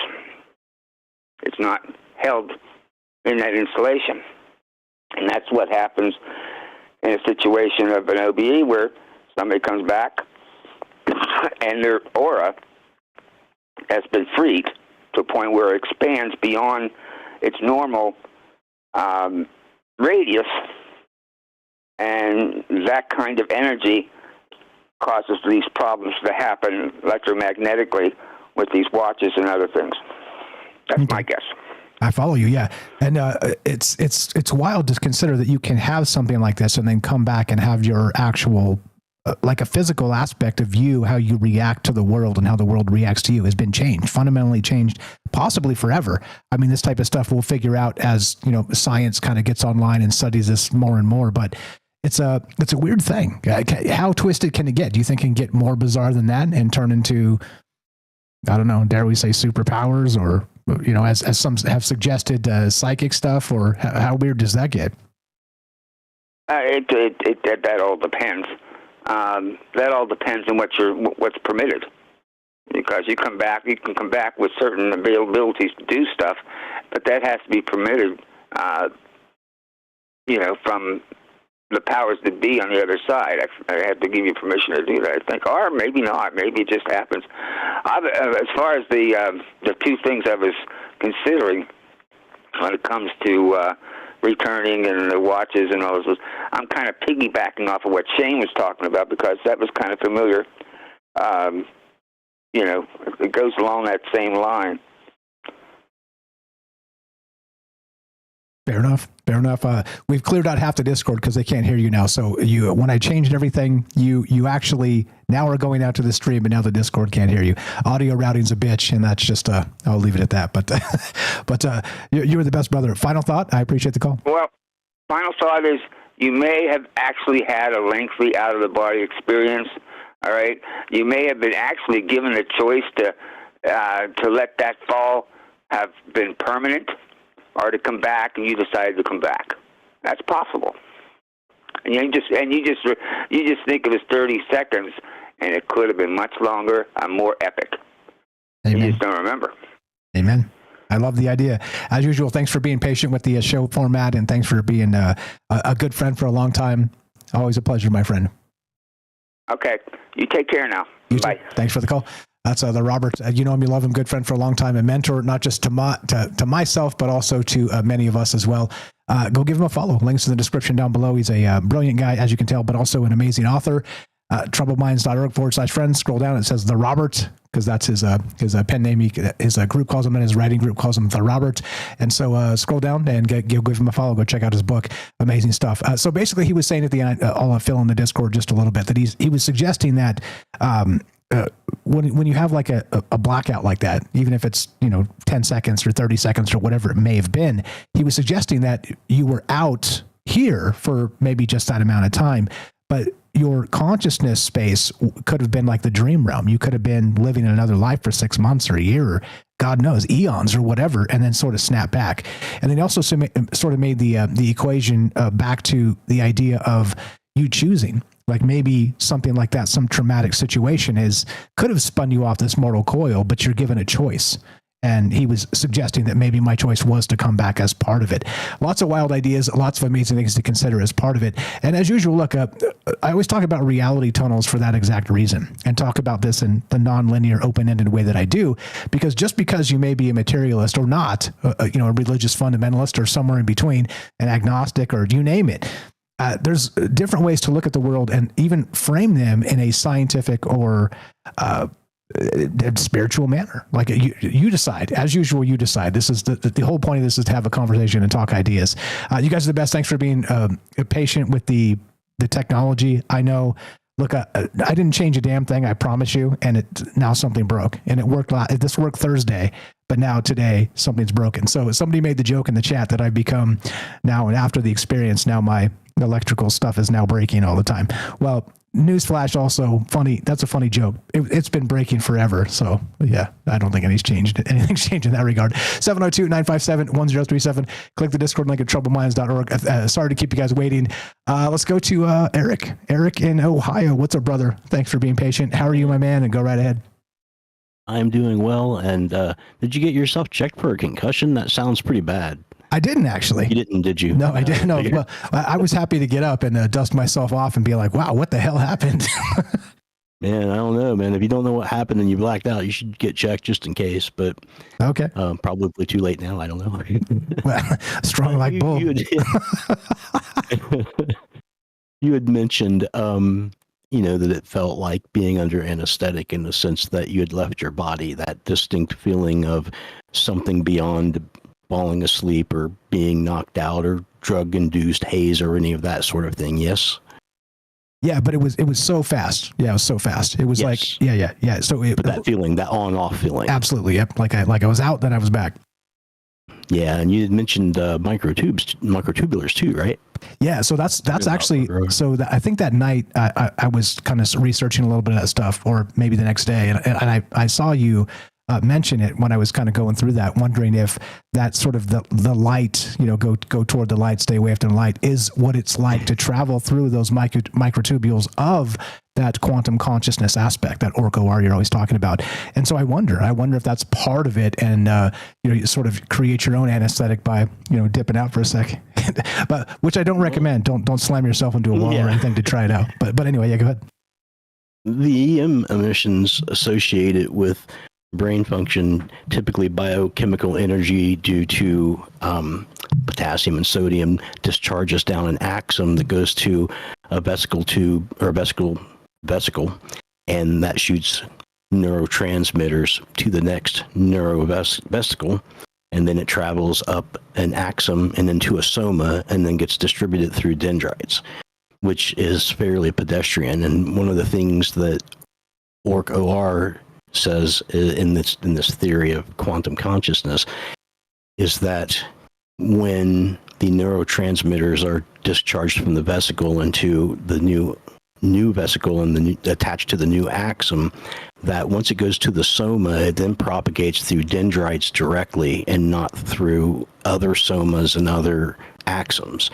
So when it does this, we had talked about this, like in another show, I was talking about chaos-assisted quantum tunneling on one of the chaos shows. And we were talking about how in dissidence, which is what passes for the second law of thermodynamics and quantum theory, that in color theory, a branch of quantum theory, there is a thing called chaos-assisted quantum tunneling, where the dissidence in the brain, the wet, warm, loud brain, actually assists in electrons being pushed through the walls of macro objects like the walls of dendrites. So when that happens, it goes through microtubulars, because microtubulars are what comprises the cytoskeletal structure of the cells that make up these dendrites. And inside the microtubulars, there are hydrophobic pockets that basically is a combination of water and delocalized electrons. When you get anesthesia, the anesthesia affects these hydrophobic pockets, and there's a thing called London forces, which causes the microtubulars to move in such a way that it brings these delocalized electrons closer together, and the theory is that they become entangled in this process. Now, if that's the case, once something is entangled, it's universally entangled and always entangled. And in a sense, it's kind of like your soul in a science sense, right? It's that part of you that has become eternal through the mechanism of your brain. This is a theory by Stuart Hammerhoff, which was an anesthesiologist and studied fast cell division, and Roger Penrose, who is works for the Oxford University. And there's more to it than just this, but the delocalized electrons, is part of that EM emission, part of that biochemical emissions that becomes depolarized when you have London forces working on it, and possibly if you hit your head or your impending doom of hitting your head, for example. And this is the whole mechanism, this whole chaos-assisted quantum tunneling through dendrites that's been proposed by orchestrated objective reduction in this area of the brain is what Cortical Labs, I think out of Australia, is banking on with their CL1 that we had talked about on another show, that $35,000 computer with a 6-month lifespan that is brought to you by Cortical Labs, the same people that got mice drunk. So that's the reason why Cortical Labs is putting human-type neuro interfaces on the circuits of this new wetware, because they're hoping that they're going to be able to capitalize on chaos assistant or even any kind of quantum tunneling. But they're hoping that's the whole reason that they're doing this, because the theory is that this is what gives consciousness and life a mix together. That your Roger Penrose's place in this was objective reduction, which is where he talks about the fine scale structure of space-time on a Planck length, and he is saying that in his view there's not an endless amount of multiverses, that there's maybe 6 probabilities that get reduced down into the reality that we see and experience, that this is like a quantum wave function collapse that affects a macro level environment, and that the microtubulars, the way they work with London forces and how they affect these delocalized electrons is on the Planck length as well, and that the same wave function collapse is happening in this process of thought being propagated through these dendrites through quantum tunneling, as opposed to following the more standard vesicle, axon, soma, dendrite back. So it also, speaks to things that are eternal in the human process that people experience in a universal way with near-death experiences, or with things like the spirit molecule of DMT. The similarities are very similar in the descriptions of what people are being, how people are being affected. But, just there is a lot of biochemical electric activity associated with the brain in general, and specifically with orchestrated objective reduction. And it also kind of touches on this idea of a process that makes a part of you eternal, that's in your mind, a part of your mind and body that definitely lives on after the rest of your crude flesh has deteriorated away on a subatomic level. And, I heard some of the other callers talk about, passing back into the larger ocean of what this is. This is something that they describe with near-death experiences and with DMT experience and ayahuasca experiences, which is basically DMT that tastes bad.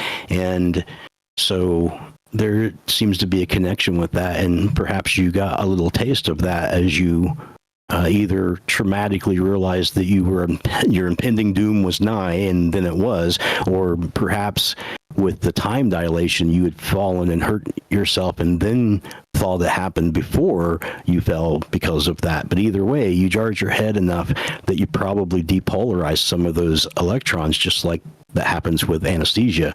And just for a moment, right? Like a jar. You don't have like a chemical just hanging on there and gooky stuff, right? But your midichlorians just got mixed up a little bit. Now you're magnetic, is what I'm saying. And May the 4th. Yeah. And that's the thing too. Nice to tie that in. I don't know. No answers there, but it definitely was something that it happened so fast I couldn't even really quantify it other than to tell you guys that I was out and then I was in. And so it's so strange to me. And Robert's sort of time dilation aspect of it. Like I said, you don't know if it's 3 seconds or if it's 30 seconds or if it's a minute. Like, how long was I laying there? Like, who really knows, right? It could have been a couple minutes, to be perfectly honest. Was it 3 seconds, post seconds? Yeah, exactly. But that's even more scary if you're like, could that have been like I laid there for like 10 minutes on the concrete with nobody coming by or whatever?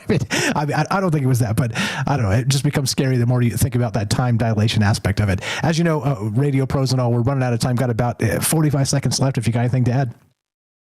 No, man, I just wanted to talk about OR.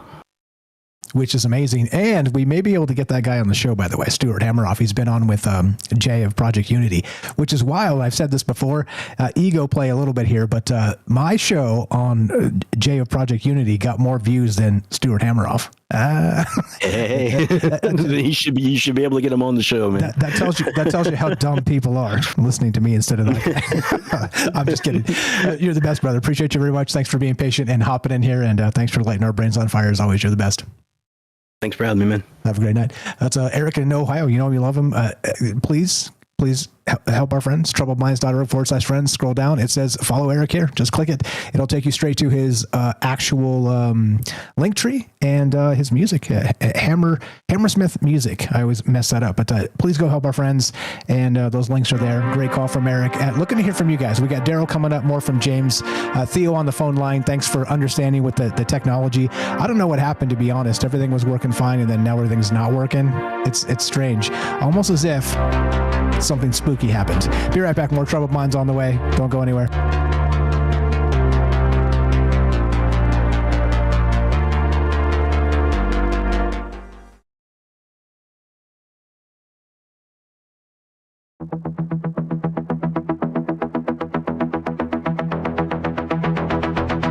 Crazy colors swirling, got the laughter in the air. Just as in the night, they weave magic everywhere. Clowns are juggling dreams, wild world is in despair. Nothing's quite as certain when reality's a game. Chaos in the corner, whispers calling out your name. Look around, it's laughter, even when we're feeling pain. You know what you want me, there'd be nights like this. Nobody want me, there'd be nights like this. Nobody want me, there'd be nights like this. Strange nights I insist, strange nights I insist. Dancing shadows flicker under neon all aglow, while the stage is set for tales that nobody will know. Echoes of the laughter as the lost ones steal the show. Life's a playful circus where the chaos takes a bow. Joy and sorrow blending in the rhythm that we vow. Join the ride of madness, it's the only way for love. Nobody want me, there'd be nights like this. Nobody want me, there'd be nights like this. Nobody want me, there'd be nights like this. Strange nights I insist, strange nights I insist. Twists and turns and shadows, laughter in the night. A tapestry of madness, dancing with the light. Fools and fun were woven, chaos in our stride. Embrace the wild, let the laughter be our guide. Nobody want me, there'd be nights like this. Nobody want me, there'd be nights like this. Nobody want me, there'd be nights like this. Strange nights I insist, strange nights I insist.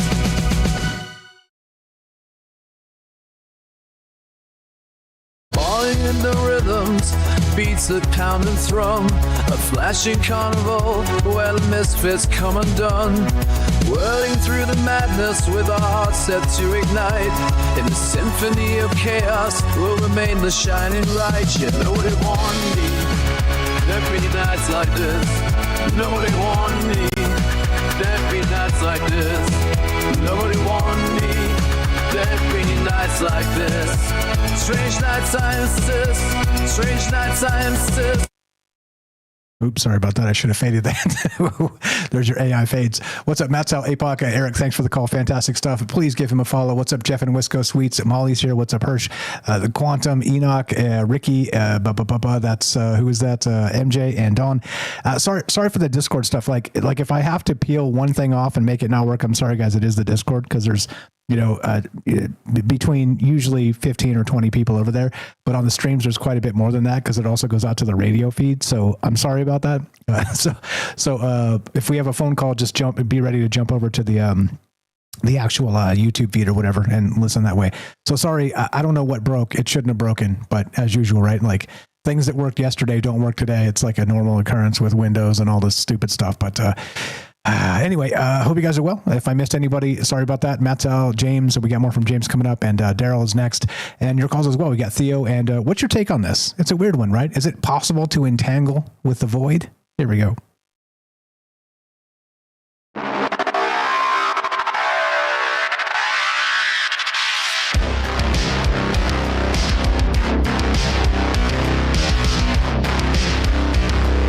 Welcome back to Troubled Minds.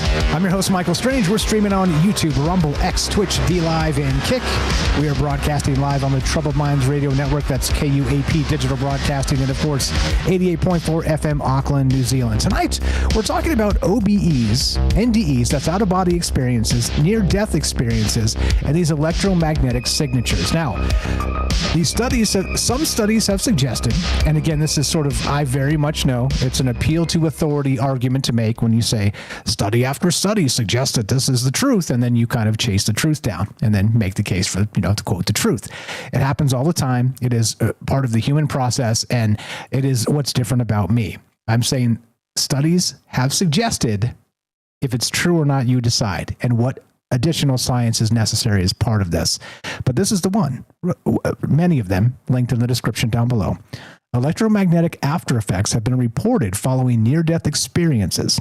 These effects include both EM actions, apparent actions by the individual on the surrounding EM environment, and also EM reactions, apparent reactions of the individual to the electromagnetic environment. Why? Is it possible to entangle with the void and bring something back that we never, ever, as Eric very smartly said, sort of describing this as the soul, that spooky action at a distance? When we bring it back, what is interacting with, and I'm saying this, not putting this in Eric's mouth, is it possible we're interacting with something from beyond? And that's where this weird electromagnetic stuff comes in. I don't really know. And that's exactly the point. And isn't it liberating to say, I don't know? Because I don't. I really don't. Thanks for being patient, ladies and gentlemen. James, anything you got? I know you've been quiet for quite some time. If you got anything to add, welcome back to the joint, and go right ahead, sir. There's just so much great calls from everyone. I will focus on one other possibility, though. And it's something that I've heard about with people that have had from relatively minor situations like what you had to major ones where people have thought that they should have, and other people have thought that let's say that this one person should have survived or shouldn't have survived this encounter that they had or this accident they had or whatever. And the person will, when they can recover, the world will seem different to them and people will seem different to them. But not only that, the person will, sorry about the sound, the person will seem different to their relatives. I've shared a couple of true stories about this before, as far as true stories from people, as far as their reports, where they said that their relatives looked different to them once they survived this car accident. And the relatives said that they looked different. Their hair and their eyes and everything looked, and not just like in a as a result of the accident, but just in perfect condition, in healthy condition. they look different and seem different. So there's this idea that when you have this this kind of event, you don't actually maybe survive in the same universe you were in. You are somehow transferred, or you go to alternate, different version of the universe, and that's why things are different for everyone. So just want to throw out that possibility as well. Sorry, I tried to make that fast, but it didn't work so well. No, you're good. You're good. Yeah, the many worlds theory kind of comes into play. Like maybe somebody else out there, Michael Strange out there in the multiverse dipped off, and they're like, nope, you can have this one. I'm out of here. Like, who really knows? But once again, it's back to the Stoic mindset, memento mori, and the rest of this. Like we need to think about death every day in a healthy way, and recognize that time is not our friend. At least in the sense of whatever your dreams and ambitions or whatever they are, if you're not getting to it, get busy living or get busy dying. And that's a really, really important aspect of this that I didn't really mention up front. But it shocked me a little bit that maybe just maybe for whatever reason the elasticity of my soul came back. And what if it wasn't so elastic? Or what if I clacked a little harder or whatever? You know what I mean? Like those are the types of things you don't even think on an everyday basis could off you. And you could get hit by a bus or something. I mean, just think about it. It's crazy, crazy, crazy. And that's exactly why we talk about these ideas, because time is not our friends. The human entropy cycle is brutal. It's part of what we deal with, and it's worthy of discussion, and that's why we're here. Love to hear your thoughts. 702-957-1037. Click the Discord link at troubledminds.org. Thank you, James. You're the best. Daryl in New York, thanks for being patient. How are you, my friend? Welcome to the joint. And go right ahead. Thank you for having me, Michael. I hope I'm audible on Discord. I think good enough. Go right ahead. Oh, good. Thank goodness. So the funny thing is I've been listening to this Netflix on a binge kind of watching thing, and I just listened to something called OA, and it was about a guy who, kidnaps these people that have had near-death experiences because they had kind of superpowers. To the point that they could heal people, but they were kept as prisoners, which was really couldn't he get volunteers for this stuff? So there, a lot of nefarious stuff going on there, but they had a way of kind of predicting the future and, avoiding calamities and healing people. They had special powers because they all had near-death experiences, which was interesting. And they also kind of had certain dimensional abilities to transcend dimensions, as well as Mandela affect their lives and totally change their timeline. So that was kind of interesting, how powerful a near-death experience may be. The other thing was, I think, the power of the near-death experience is kind of proving the consciousness theories that, when does the brain die? When does you die? At what point do you lose your consciousness? So apparently in near-death experience, you're totally conscious, or you have abilities, you have your cognizant abilities of being aware that you're, having an out-of-body experience or whatever.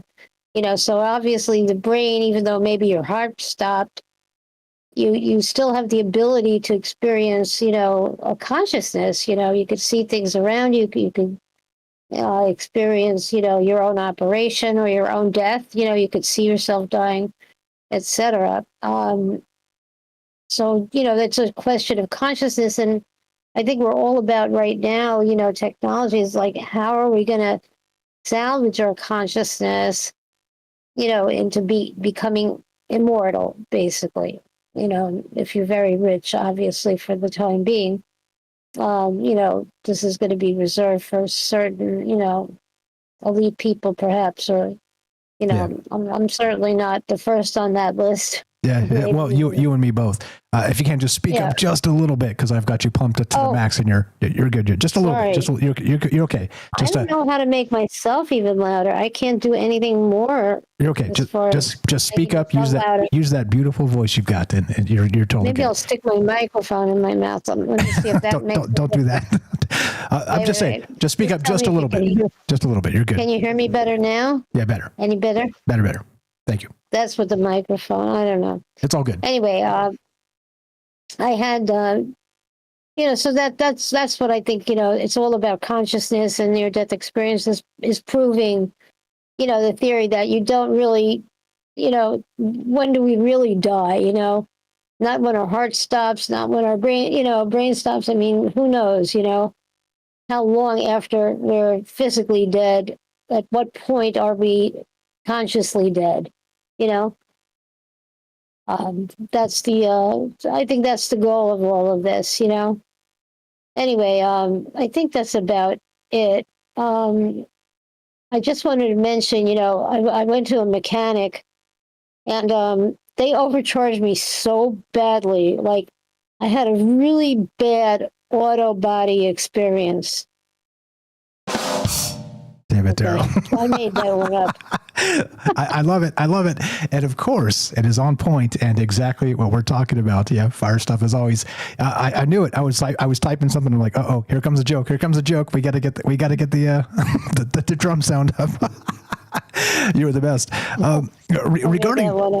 Regarding just real quick before you go, regarding the electromagnetic stuff and the watches not working after a near-death experience, why would you think that is? And again, as science discovers more and more or whatever, you think there is sort of a change that we do entangle back with us as part of the entangling the void? What's your take on that? Well, what about, like, let's say you're in suspended animation, like cryogenics, right? And you have, like, your body goes into some kind of hibernation. Time stands still for those people. I'm wondering, so they could come back in like 5 minutes. Maybe they could come back in 500 years. What would their watches say? Does that have something to do with it? The people that go into cyrogen, well, again, this is maybe part science fiction at this point, but I was watching again. What the hell was I watching? Another Netflix special about The 100. It's called The 100. And these people are, I don't know if you could call them time travelers, but they were born on a spaceship when they had to leave Earth. And they couldn't find a safe place to live because we screwed the Earth up so badly that they were just going to go travel the universe till they stumbled upon, a safe, planet in another galaxy. So they put themselves to sleep. And they slept for 200 some odd years, So, like, what did their watches say? How did that mess up their menstrual cycles, their circadian rhythms? I mean, what did their wristwatch say after 200 years? Did they have a Timex that was still working? Did their wristwatch still work? What's the old term? It takes a beating and keeps on ticking. Yeah, it keeps on ticking, right? Did they have to reset their Rolex? I mean, what kind of watches, stood the test of time? But obviously something did, because they could, measure how long they were in deep space or that deep hibernation, like cryogenic hibernation. So anyway, that's all still on the science fiction thing, I think. Until we determine it's not, which is the amazing thing about science fiction. You can go, ha ha, that's just science fiction, Mike, Daryl, ha ha ha, until it's not. So I wonder, when one big discovery kind of changes everything and makes you go, well, what if it isn't?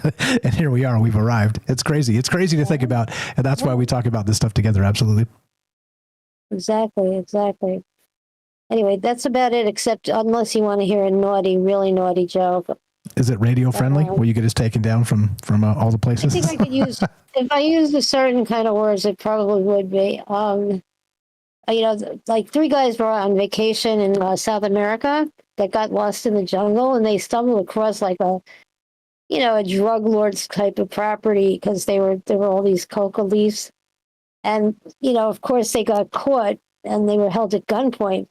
And they said, well, why should we let you live? I'll tell you what. Why don't you take down your pants? And if the 3 of you measure less than 21 inches, I'm going to let you go. So, the first guy pulls his pants down, and it's, like 10 inches. The next guy is like, 7 inches. And the third guy is 3 inches. And they said, okay, I guess you can go. So they're all talking, oh, thank God I had 9 inches. Thank God I had this amount. And the guy says, thank God I had an erection. Of course. Bingo.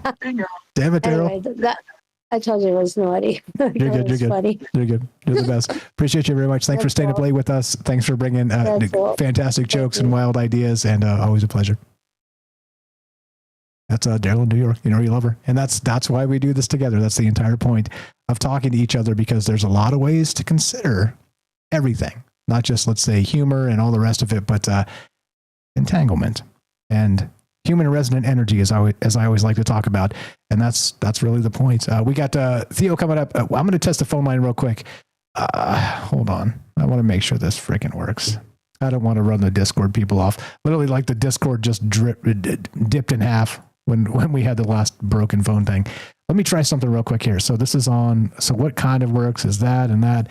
Yeah, you should never do this, by the way. But screw it. Let me try this. Let's see. Let me go. So it's on chat. Let's go main multi-track. Okay, let's try this real quick. Okay. Can you hear that, James? Yes. Okay. Let me try one more time. Okay, going out to all the things. All right. Yes. So, all right. Perfect. Thank you. So maybe we're fixed. Anything on that, James? And then we'll go to Theo. Just a couple of thoughts. Great calls from everyone so far, as always. I wanted to mention that the idea, the thing that Robert said about the soul growing or changing when it's out of the body, a connection there to anything paranormal as far as consciousness or spirits. I've heard that when they're not in a body, when they're basically in a place but not in a physical body, time does not always pass the same way for them. So I think that's sort of another factor in all this, which is that if we go with the idea that they are spirits, our souls, our consciousness, then it would make sense that when we are, again, going through a serious event, or we jar ourselves enough to change our consciousness for a moment, it could seem like a lot longer or a lot shorter because you're not completely in your body at that time. So just wanted to bring that up as well. Yeah, weird stuff too. And Stuart Hammeroff, by the way, is an anesthesiologist. So he's been studying this for a long time and what kind of makes us dip off and come back and like where that connection severs. And it's weird stuff. Like the science meeting spirit in this case, shout out Jay, Project Unity, is it's fascinating. And it's also bizarre how our ancestors kind of had that intuition aspect of all of these things. Yeah. Taking your calls if you want to be part of the conversation tonight, 702-957-1037. Click the Discord link at troubledminds.org. We'll put you on the show just like this. Let's go to Theo in Philly. I think everything's working properly. Welcome to the joint. How are you, my man? And go right ahead. Oh, hey, what's up? Can you hear me? All right. I think so. James, can you hear him? Sorry, yes, I was just going to type in the chat. Yep, I hear him on Discord. Okay, all good. So I'll check out on the stream right now too. Thank you. I got the stream. I got visuals on that. I just check in Discord. So fixed. Thank you for the updates on all that stuff and the patience for dealing with my new electromagnetic frequency where I can break things just by being around them. Welcome to the joint, Theo. Go right ahead, sir. Yeah, it sounds like you getting your head hurt somehow definitely interacted with your ability to get Discord users, which, you know, I guess that's kind of par for the course right there. But yeah, I kind of wanted to talk about like the exact opposite of that, where I think that sometimes people do get traumatic injuries to their brain or other parts of their bodies, which cause them to get near-death experiences, but they just experience a sort of malignant type of void rather than any fun electromagnetic effects. Specifically, I did read a really good book that I absolutely don't recommend anybody else read, but there's this book called The Conspiracy Against the Human Race by Thomas Ligotti. Have you ever heard of that? I've never heard of it, but it sounds amazing. I put it on the list. Sorry, you didn't dissuade me enough.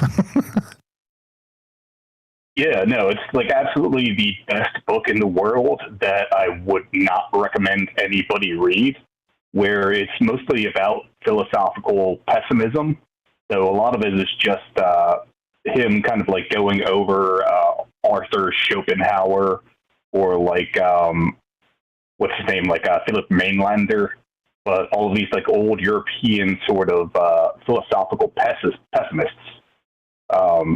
And it's actually, a lot of people do accuse the TV series, what's it called, True Detective, of borrowing very heavily from a lot of his concepts. But Thomas Ligotti is mostly known as kind of a cosmic horror writer. So he kind of wrote in the vein of H.P. Lovecraft, and a lot of his cosmic horror is actually very, very good.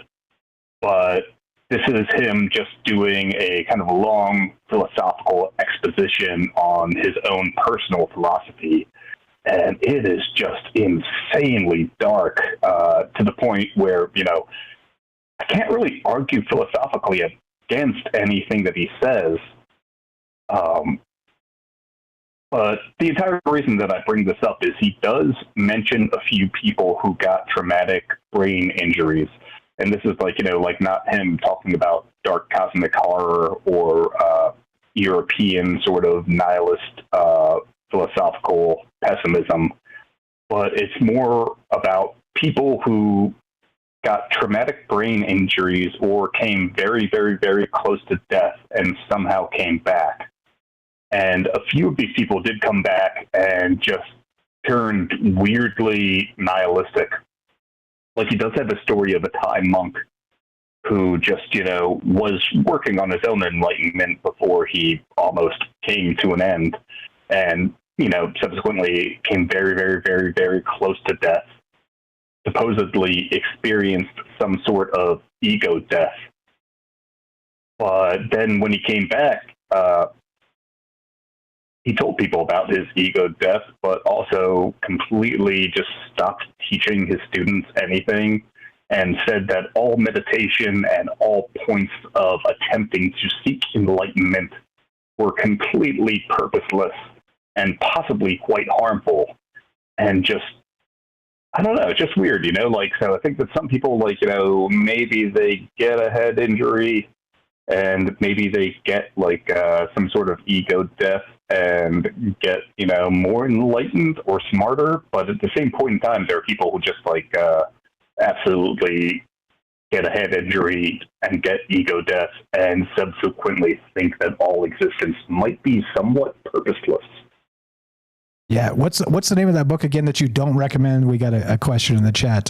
Please tell me. I'll type it just in case somebody. Which we don't recommend reading this book. By the way, it's very dark. It's very dark. So make sure you're prepared before you delve into the. One of the few books like where it doesn't have anything like graphic or gory in it. It's just such a convincing case for philosophical pessimism. It's just, you know, not a book that is going to make your life happier, but the name of the book is The Conspiracy Against the Human Race, A Contrivance of Horror, and it's by Thomas Ligotti, who's a kind of Italian guy. Ligotti is Ligotti. Got it. Thank you very much. Just in case, and by the way, do be careful, guys. If you're in a dark place, don't go read dark stuff. I mean, look, we have the ability to sort of pick and choose these mind spaces for ourselves. Okay. Again, remember troubledminds.org/help. If you're feeling like you need help, look up. Trust me. We need you here. There's so many dark doom. What is it? The doom mongers of social media that tell you the end is nigh constantly. We also need people that can see the opposite of such and talk about it and think about it in intelligent ways. So just please be careful with this type of stuff. That's exactly the point. One more time, please, troubledminds.org/help. If you're in that dark place, there's a lot of resources there 24/7 worldwide that can help you out. Just a reminder. Go ahead, Theo. Sorry to interrupt. Oh, no, that's a very good point. And that's basically all I had, other than if you guys want a poem or not. But of course. Are you kidding me? The official poet of Troubled Minds? Why will we not want the poem? Love to hear it. Go ahead, sir. All right. Here's my poem for the day. It is untitled, but here we go. out of body or in the head. Find me, go start over. Out of body or in the head. Find me a man who is free of dread. Enlightenment, nirvana, or shades of Plato's cave. Convince me of a prophet who doesn't end up in our shared grave. When all I need is a path forward, still seems the road ahead is always unpaved. I love it. And that's why we do this, because I think it is. It's about building that paved road forward. And look, if there are different paths, by the way, very nice poem. But if there are different paths for you and me, which clearly and obviously our reality tunnels suggest, of course, it doesn't mean we can still be parallel, driving our roads, building our roads in the same direction. That's the whole point of this, of talking to people and talking about these ideas together. You're the best, brother.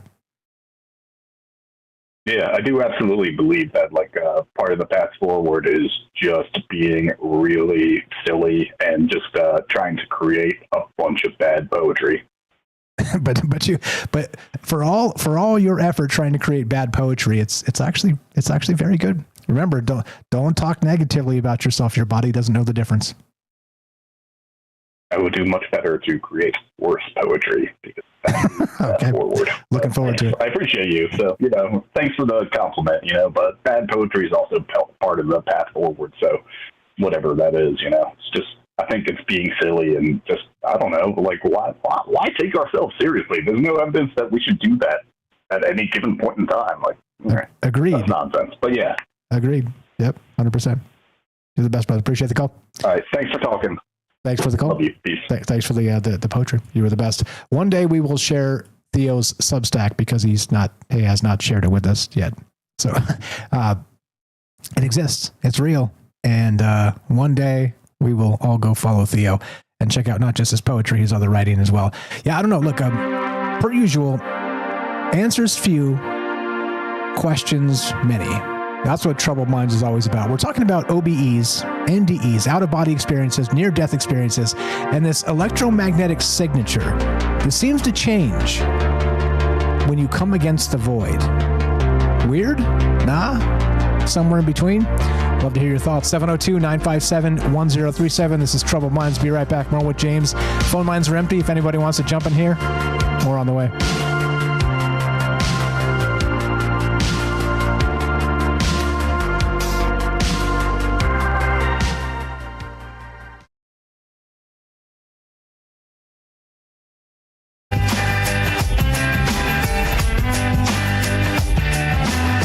Troubled mind, the words they cast, heavy shadows from the past. A restless heart, a searching soul, seeking space to become whole. Troubled minds find open sky through every tear and every sigh. We rise, we fall, wings unfurled, more than labels in this world.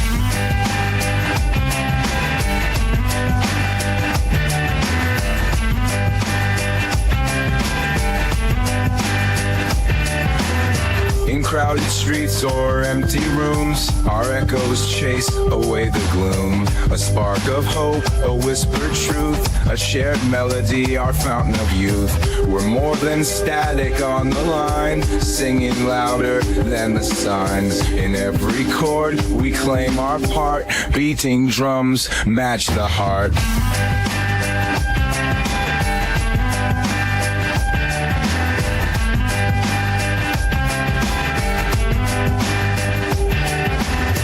Grab the strings, we tune the stars. Punk rock anthems heal the scars. A blended mix of rage and art, painting freedom, that's just the start. Troubled minds take the stage. In every note, we break the cage. We rise, we fall, but carry on. Sing our truth until the dawn.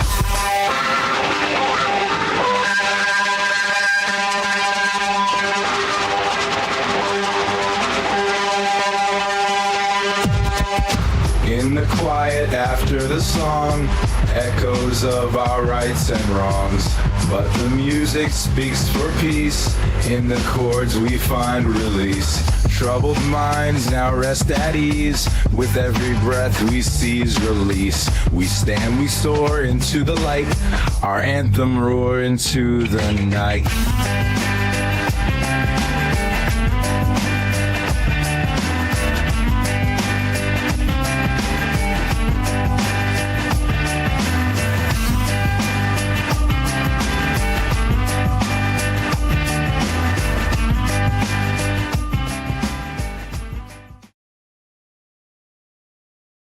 I still love the lyrics. I kind of hate the music, but that's it's definitely right on, spot on. What's up, guys? Appreciate the calls and the ideas and looking at the world in different ways. Thanks for sharing ideas and books and all kinds of things and, you know, all the warnings and things. Thank you, Theo, for the call. It's this is the point, right, of being human. It's like, okay, so what am I missing? What are we missing? Let's talk about it together and wonder what not just we're missing, individuals, as those reality tunnels I always talk about, but what are we missing as a society? What are we missing in larger groups that, you know, the Bernays propaganda? It's what this has always been about, is look at the world in a slightly different way and consider that, you know, we've been fooled and we're still being fooled. And yeah, what's up? Who would I miss? Thank you for the great calls. Roving Fungus is here. What's going on? Molly, Quantum, Herschel. I see you guys. If I missed anybody, just say hi. I'll say hi back. Enoch, how you doing, buddy? Jeff and Wisco, welcome back. You had your hand up earlier. If you want to jump back in here, you're definitely welcome to. Look, I don't know. No answers, just more questions. That's the entire point of this. And as I've always said, sort of decoupling from truth, from a consensus truth, and wondering about what else is out there is really what this has always been about. Buzz Aquino lighting on fire over there on the Rumble chat. What's up, buddy? Welcome back. Been a good friend for a long time. What's up, YY? Puff is here. Gordo had to go. Night. Good night, Gordo. What's up, Hiker? Yeah, thanks for, again, pinning the stuff and, again, sharing people's links. Shout out Hiker over there on Rumble, and Sweet's doing it in the other chat as well. Yeah, let's help each other. Like I said, is it so terrible to consider that we should help each other instead of, like, you know, stomp on each other's faces to get to the top? Right? What have we been taught? What has life taught us as part of that? Yeah. Mm-hmm. Yeah. Right. I wish I had more time to do more of that. I just, you know, I'm grinding a day job and tripping over whatever the hell I'm tripping over. But yeah, here we go. Troubled Minds coming up. Nobody on the line. If you guys want to jump in here, the phone line is fixed. Thanks to you guys for being patient with that. And sorry about the Discord fam that I ran off. Here we go. More from James if he's got it, and your calls as well. Let's get into the Jedi stuff. Here we go.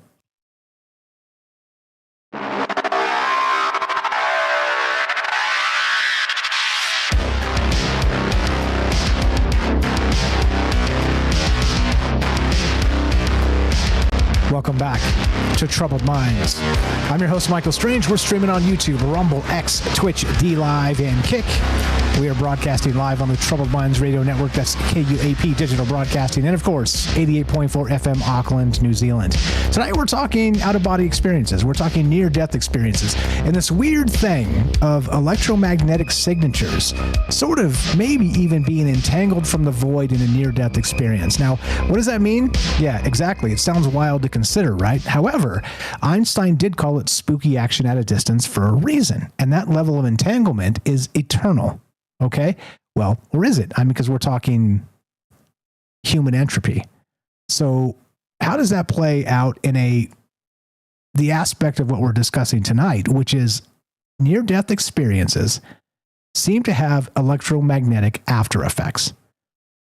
And in this study, again, links are in the description if you guys want to read up on this and see that I'm not full of it. I'm not.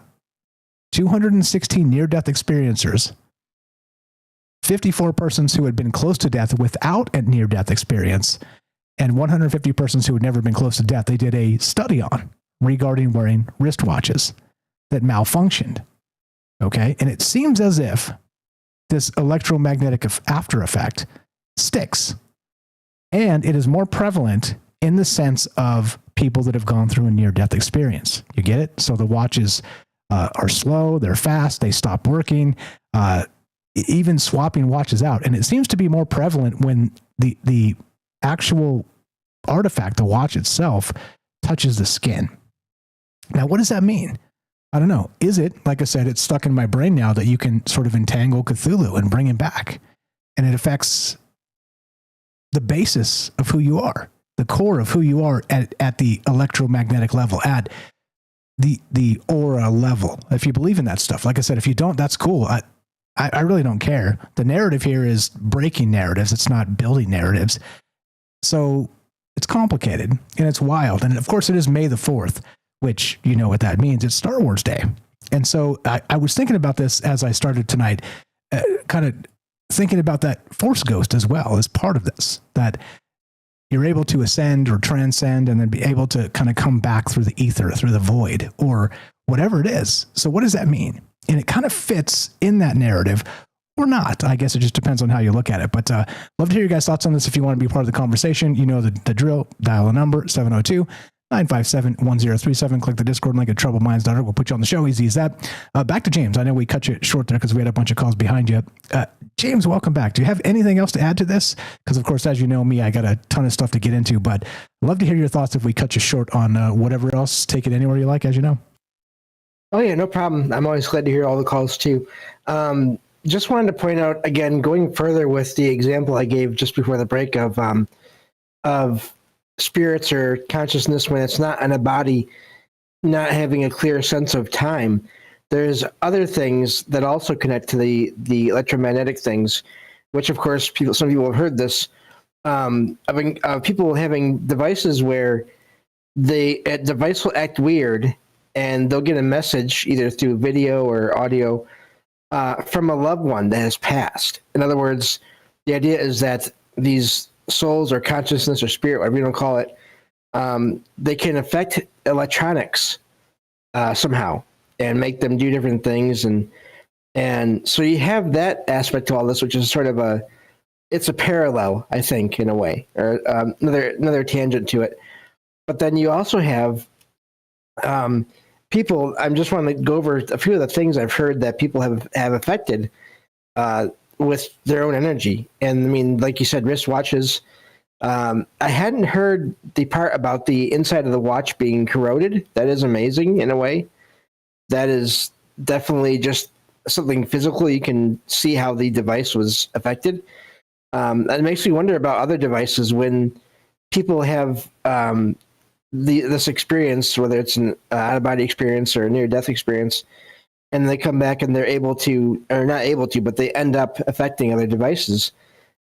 If we were to examine all these different devices, would we find physical evidence left over on them as well? But to go over a few of those devices I'm talking about here, I've heard of registers, like cash registers in places being not working properly when certain people get near them. I've heard of course, computers, entire computer systems, other mechanical devices like printers for computers. Of course, there's the whole streetlight interference thing, where people, when they're passing by streetlights, they'll just turn off or turn on. In some more unusual cases, it's usually turning off. But I have read of accounts where they turn on and then turn off when the person is away from them.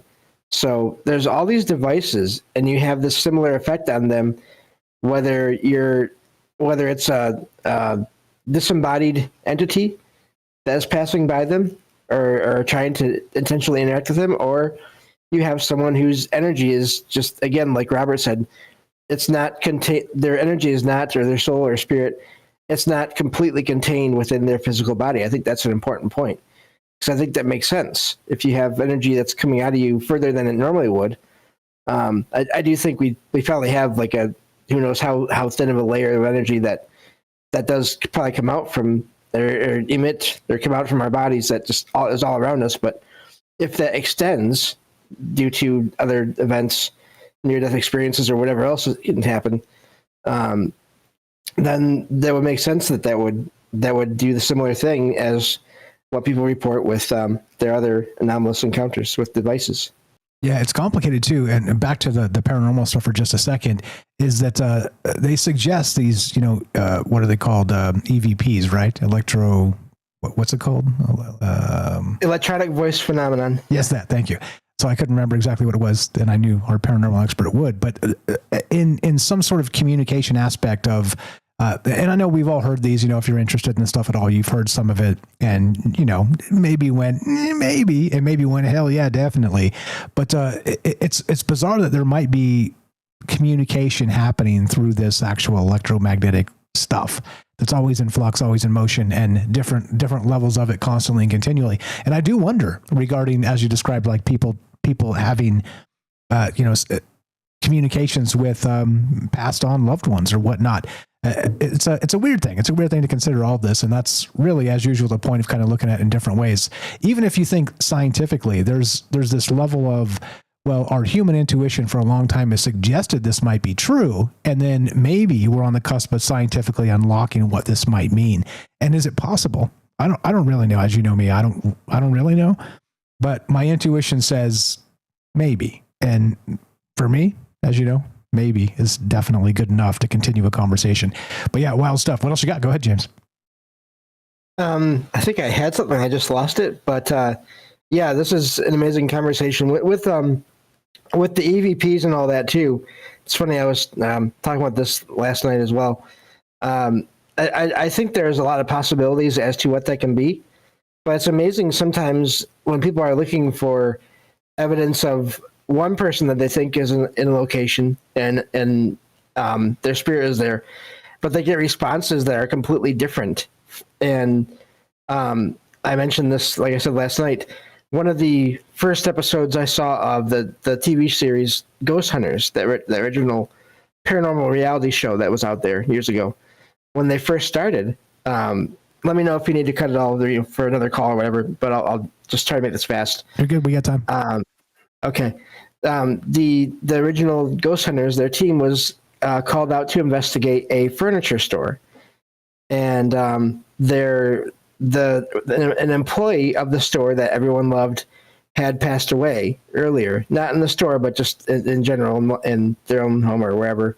They don't really say, but not on the property.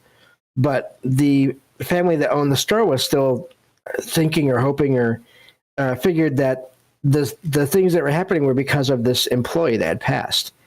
And I forget now what the name was, and it doesn't matter, but let's just use Jane for an example, for a name. The Ghost Hunters were setting up their recorders and to get EVPs, electronic voice phenomenon, where they don't hear anything in person, but then when they play back the device, there's a voice there, there's other sounds there. They were asking on these devices, Jane, are you here? We'd like to talk to Jane. And they got a couple of recordings, and one was saying, actually a couple of them were saying, there is no Jane here. And one even said that and then said, leave us alone. So that brings up a whole lot of questions. Were they picking up on a spirit world, so to speak? Or were they picking up on other, again, alternate parallel realities or dimensions? There's no way to know, but I just found that really amazing because here you have this idea of what things should be, and then you're getting responses that whatever it is, it doesn't seem to be what everyone thought it would be. So just an example of how all this can really be unknown in a lot of different ways. Yeah, we were all thinking exactly when you were telling that story about Jade. People are typing in the chat, there is no data, only Zool. You guys remember from the original Ghostbusters? Like that's that's the exact theme, right? And so you got to wonder too, with as Robert very smartly brought up earlier. If you missed his call, sorry about that. Rewinding the thing and do go listen to that because some of you on Discord missed it because of my newfound Magneto level power. But of course, I'm just kidding. But it was a bad audio routing for a second there. I don't know why, by the way, it switched or changed. But anyway, is that he was describing it as sort of these walk-ins as not just, let's say, as depicted in X-Files, like we said, sort of that energy swapping, but it was more of a transitional effect of choosing to reincarnate, and that's what those walk-ins were. It's I don't know, this whole thing in terms of that possession aspect of, Dana, and there's no Dana, only Zool in the Ghostbusters bit. There's a lot of that goes back intuition-wise forever, and we've experienced these things and passed them on along the oral tradition, as I've always said, in the ways that still, look, it's 2025. We're supposed to be based in science all the ways, but there's still plot holes, as I like to say, as part of it. And so what do we expect to find in the next coming days and years and weeks and whatever regarding some of this stuff that may seem ridiculous or pseudoscience or whatever you want to call it now, but given more time and energy, sort of effort into these spaces, who knows what we discover? I think, and that's my main contention about this show, by the way. James knows we've talked quite a lot. He's a good friend, been part of this for years now. But my main contention, if I'm trying to make a case for anything, is that I think in the next 5 to 10 or 15 or 20 years, whatever, like you choose the time frame, I think we're going to find something incredibly spooky about consciousness itself. I think that's the OMG moment, and I think that's where science is probably leading us to kind of decide what that is, and even be more perplexed by it forever. I don't know, like is it something you can track down? But that's really my contention talking about these ideas, because I don't know. I don't know about aliens, I don't know about ghosts, I don't know about any of it, Bigfoots or whatever. But I do know that it is a human aspect of our actual perceived experience, and it's something that is resonant forever. These sort of ghost stories, monster stories, alien stories. It's that's my contention. So it's not that Bigfoot's real or ghosts are real or aliens are real, but now you know my true agenda. I think there's something weird about consciousness, and I think when we discover what it actually is, it's going to freak us out more than ever. And that's my take. There you go. All my cards are on the table, and you never want to do that, but I just did it. But I've said that quite a lot in the past, so nothing really changes there. What else you got, James? I got something on that corroded watch if you want to hear, but go ahead if you got a take on what I just said. Well, just want to point out, of course, we've all heard about people have been experiencing whatever is out there, whether it's, again, ghosts, UFOs, or cryptids throughout time. And the thing is, unless you're looking at it, you might not realize, or you might not ever hear or read all the accounts that people are still putting out on websites every day. I'm not talking once a week. There's always new things that people are reporting, and every once in a while there'll be something I'll find that is a complete one-off, a completely unclassifiable account of an experience to me, as far as I've ever heard. And so if that's happening still, then I don't know if we, like you were saying, I don't know, not that you're saying that, but I'm saying I don't know if we'll ever have all the answers, because things are changing and people are changing, and there's always change happening all around. And so I don't know if we'll ever have all the answers, and I'm okay with that. Yeah, same here. That's also my take on most of this is I'm willing to be surprised, and I think we will be surprised about the coming discoveries. But also, if we can't or don't in our lifetimes, that's okay too. I'm okay with whatever that looks like.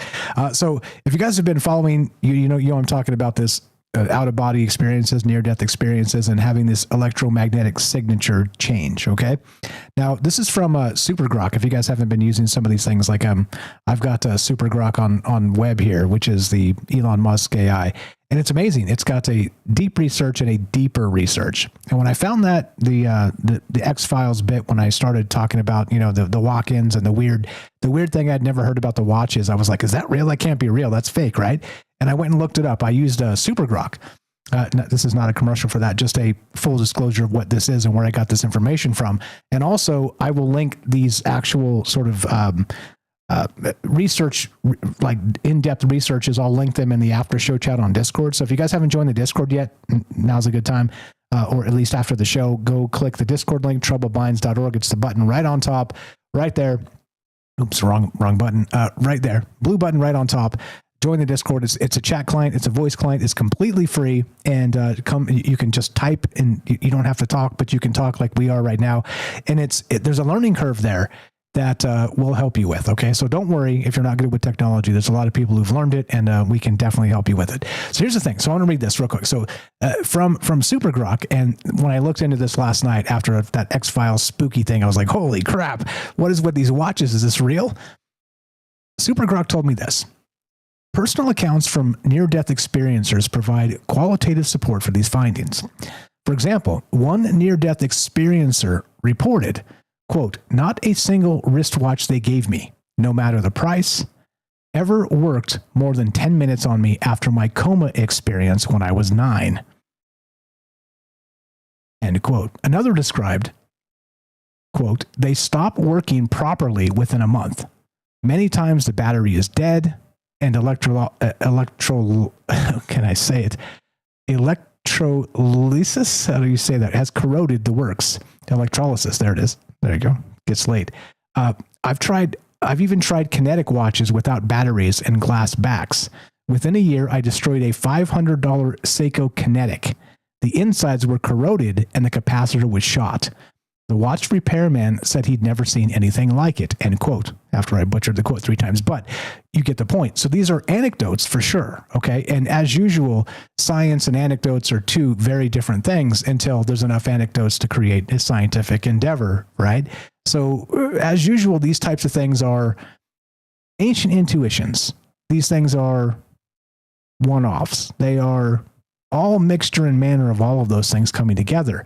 But imagine corroding a $500 watch, trying to find something you could wear on your wrist because you had an NDE from a coma when you were 9. And now it's broken every watch you've ever worn. And yeah, anyway, so I'm going to watch my watch, see what I did there this week, and see if something changes. Maybe I had a thing here.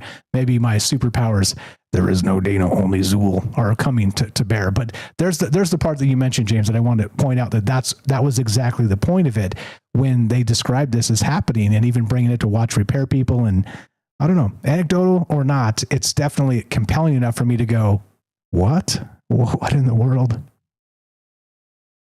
Yeah, I've heard of people who have, again, connecting this to just other experiences people have had, where they have devices that will stop working, and they'll bring them into, or they'll have repair people come and try to look at them, and the response they'll get a lot is, it seems to be fine now, I don't know what happened, or it won't work and I have no idea how that happened. I don't know what happened to it. There's no obvious evidence of any kind of damage, and yet obviously it's not working still. I've heard that with computers. I've heard that with lamps or lights here and there.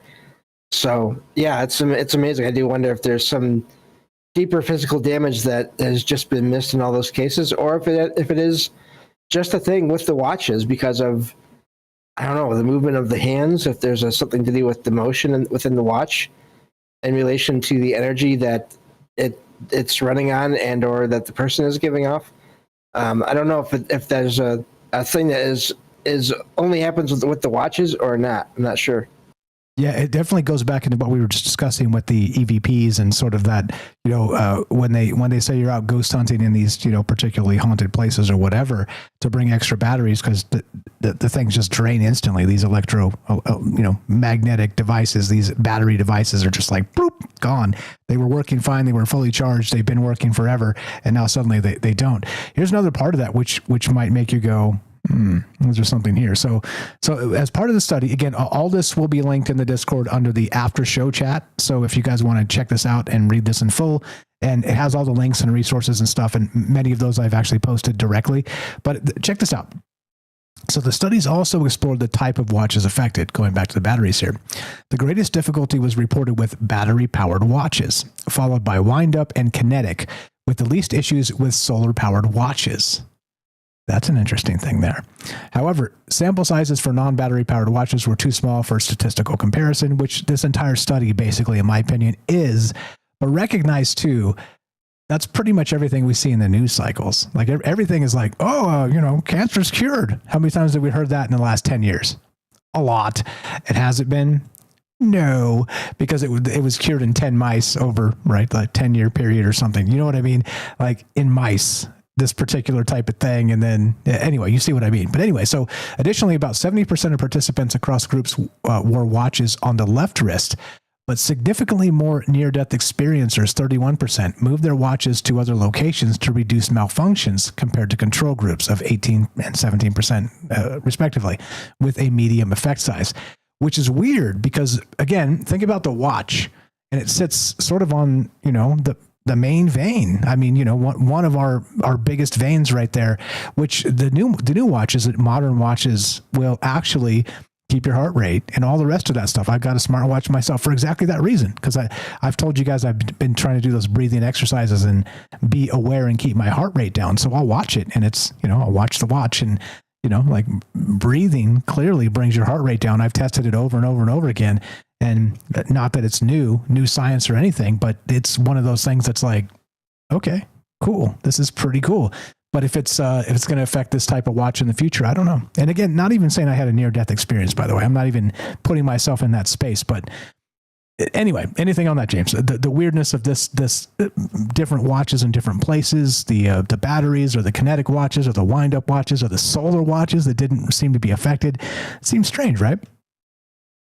It does. I wonder with the solar if it's because it's already designed to take in energy from such a constant source, so that versus the energy put out by one person, there's a big difference there in the output. I would think that the watch is taking in. So I wonder if that's an issue, why those things. It makes me wonder too if maybe people that deal with these kinds of situations, if they could have more solar powered devices, if that would maybe make it easier, and it would less of their devices would be damaged or stop working. But yeah, the battery thing and even the engine thing, there's connections to this between this and other things, like with, of course, UFO sightings, even orb sightings, where someone is in a vehicle and they'll see something weird, whether it's a craft in the sky or just orbs in an area, and their vehicle will stop working. Their engine will die and won't work for a little while until eventually it does, and they're able to get out of there. I've heard of also, when it comes to any kind of technology, when people go out into the woods to try to record voices or get images of Bigfoot, the devices won't work, even with cryptids. So it's really amazing. Radio pros, building radio pros the world over. Yeah, fire stuff, James. More from James when we come back. I'd love to hear your thoughts as well. And we're going to get into this too. So basically the premise tonight is, the most basic premise is this. Is it possible to sort of change our level of receptivity to an electromagnetic signature? Basically changing, let's say on a fundamental level, our aura, or how we interact with the electromagnetic world. And also, something came up as part of this research. There seems to be a weird anomalous effect of people being struck by lightning, being re-struck by lightning. Be right back. More Troubled Minds on the way. Love to hear your thoughts. Don't go anywhere.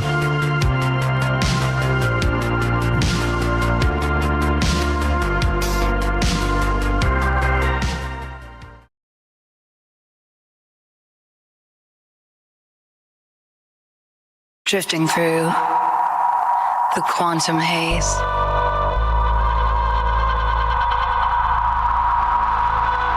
Mind entangled in a daze. Whispers in the neural mist. Echoes of what might exist. Lost in time in this web we spin. It's alright beyond our skin. Consciousness forever twined in the dark unseen. Quantum dreams, we're all connected. Though we're scattered, we are reflected.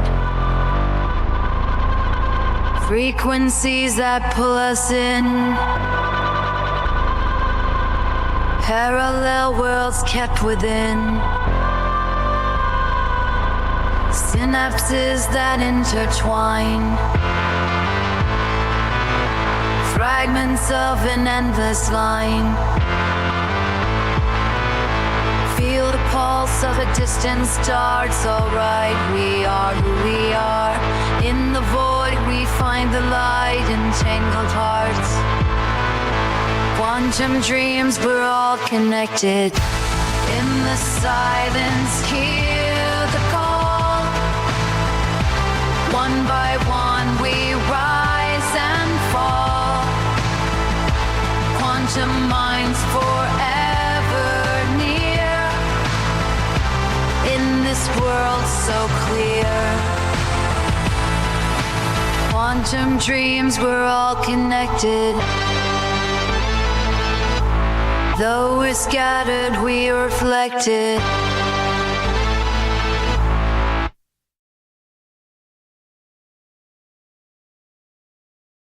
Dark energy in the depths we find. Mysteries of the human mind. Particles that drift afar. Whispers of who we are. Hold the thread of the great unknown.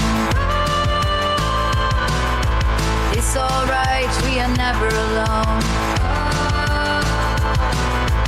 Flow through time on currents thin.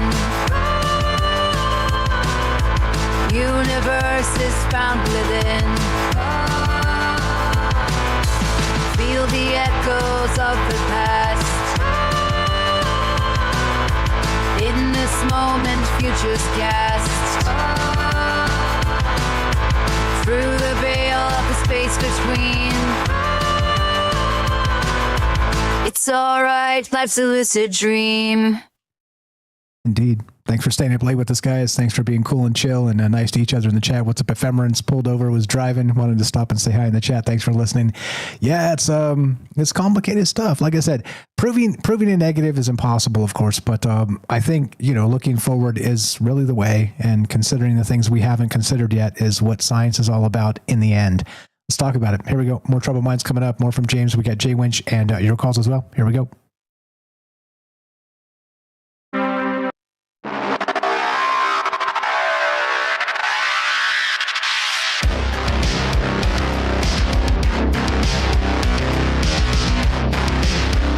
Welcome back to Troubled Minds. I'm your host, Michael Strange. We're streaming on YouTube, Rumble, X, Twitch, D Live, and Kick.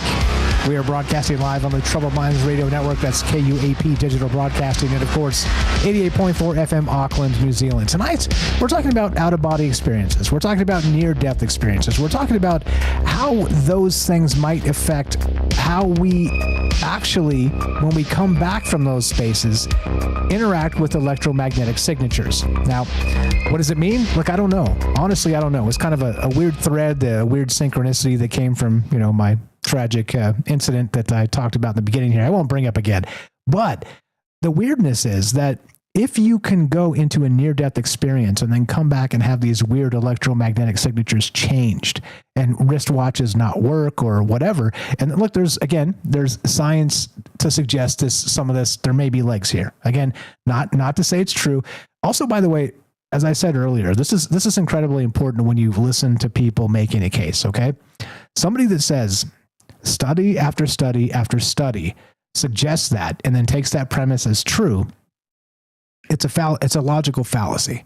It doesn't mean anything. It means that, yeah, there's some studies that kind of suggest. And that's what we're doing here. And this is exactly the point. It's like, okay, so there might be something to it. It doesn't mean there's necessarily something to it. It means there might be something to it. And then you go read the studies and see that the scientific methodology they've done. I just want to be very clear about that, because I'm not that guy. I'm the guy that's like, okay, there might be something here. So let's talk about it. Okay. But recognize sort of the gaslight of study after study after study suggests that, and then runs with the premise and makes you, kind of paints you into a corner sort of thing. It's a dirty trick. It's just a dirty trick. But anyway, the science is that I'm talking about is linked in the description. Go read it yourself. Make up your own mind, but you see what I'm saying. James, anything on that? And then we'll anything on that, and I'll bring up the lightning stuff, and we'll go to Jay Winch. Yeah, just I agree. Studies are good, but they're not everything. Just like, to me, I can't say for sure every experience I've ever heard or read about is exactly what people think it is.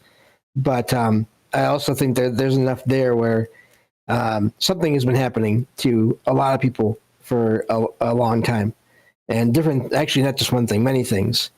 And that's why I'd love to look into this to see what patterns we can find, if there are any.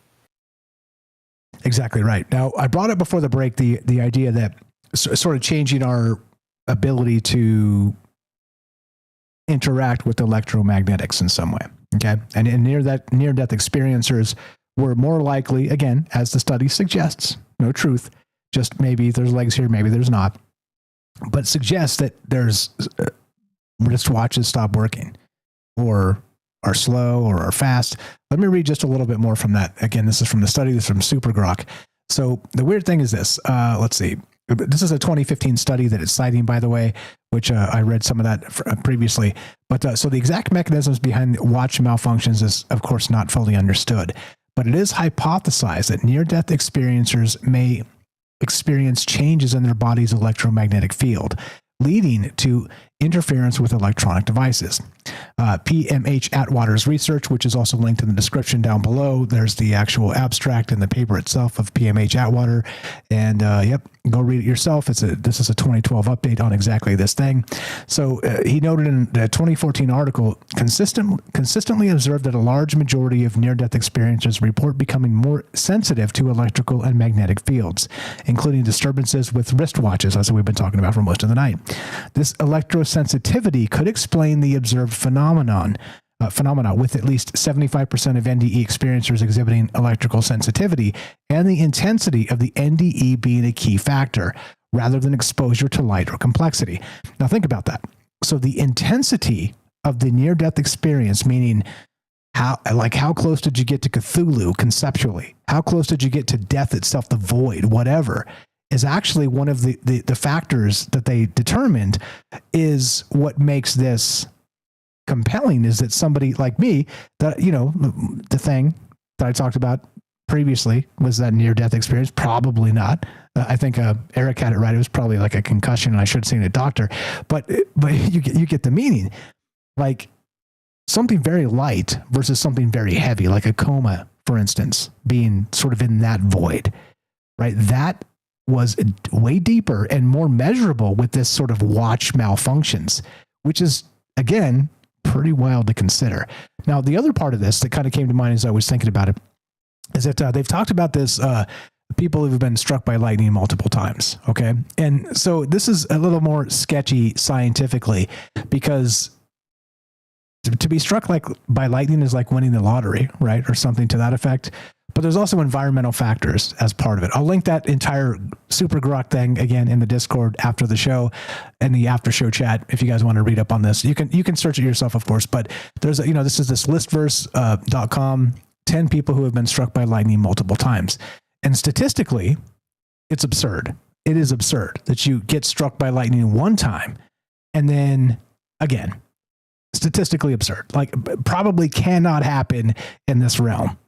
But also, like if you're a farmer out there working on a flat field in, let's say Missouri or something, where there's like these, massive lightning clouds rolling through, and you're like the only thing out there that could get struck. You know what I mean? So there's that aspect of this. It's sort of environmental. It's where you are geographical. It's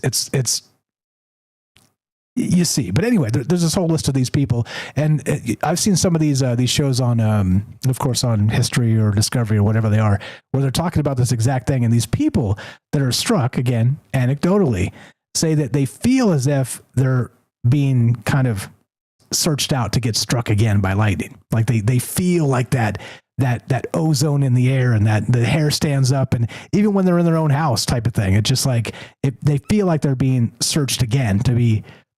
But again, how would that be possible? And think about what the conceptual framework of that would be. Like I said, like I've been describing tonight, it means, at least conceptually, like I said, that there's something that changes within ourselves, within our human self, within the actual space of, what is this? The electromagnetic signatures of ourselves. Changing our aura from white to blue to red to green to rainbow or whatever, right? Whatever it is, you know what I mean? So like I said, less legs in science here, but just the statistical improbability of being struck by lightning multiple times, it's a thing. And it happens to people.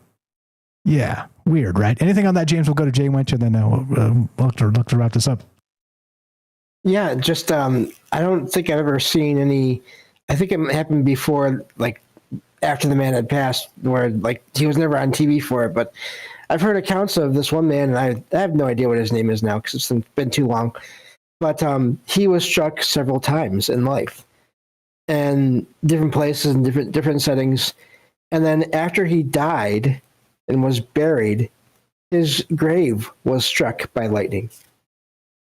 So to me, that just makes me wonder now, was there still some of his energy left? Was his consciousness still there, but not in the body after he had passed? And the lightning was still drawn to it somehow? I have no idea, but there's nothing. I mean, you don't hear about graveyards being struck by lightning often. At least I've never heard of that before. No, that's a wild one. Yeah. How does that work? I have no idea, but that's to me, it says there's something there to do with whatever changed in that person and their energy and or their body, maybe both, that just was like a magnet to lightning, even after his physical body had passed. Weird. And so what does that mean? Once again, right? Like I said, study after study suggests. What does your intuition tell you? Is there something to this or not? And by the way, it's totally cool to be like, nah. That's exactly the point. 702-957-1037. Click the Discord link at troubledminds.org. We'll put you on the show. It's as easy as that. Click the Discord link. Like I said, hold on. How do I do this? There it is. Wrong thing. I clicked the wrong thing. I feel like Discord's getting more complicated for me. Let's go to Jay Winch in Missouri. What's up, brother? You're on Troubled Minds. How are you, sir? And go right ahead. I kind of laughed when you said getting struck by lightning, hanging out in the fields of Missouri. It's kind of like a personal shot at me, but that's okay. No, it wasn't. I love you, brother. Stop it. I'm just saying, it's just an imagination. I love you, brother. Even if it was a personal shot, it's okay. So I'm going to touch on watches, things worn, lightning, and near-death experience. I'm going to do my best that I can to do it in 15 minutes. So for first thing, it's karma and lightning. I'd like for you to look it up while I go to talk on other things. There was a guy who went to steal something from an old lady, got struck by lightning. He dropped it. He picked it back up and got struck by lightning again. I don't know if that's karma or justice. Dude got struck twice and got up and walked away. And it was a matter of 45 seconds. There might be some copyright stuff to it, so you can't probably show it on YouTube, but you can link it. If you can look that up, it's a crazy video for you to watch, and I'm pretty sure everybody in chat would be like, holy crap, dude got direct hit. I'm not Jamie from Joe Rogan, so drop it when you find it. Drop it in the chat after we're done, pretty please, on Discord. Okay, I will. And then things worn, and then I'm going to go back to watches. So technology has always been crazy. I wear a watch on my left hand. I'm right hand dominant. It's just a preference. I use my right hand. I don't want to break my watch.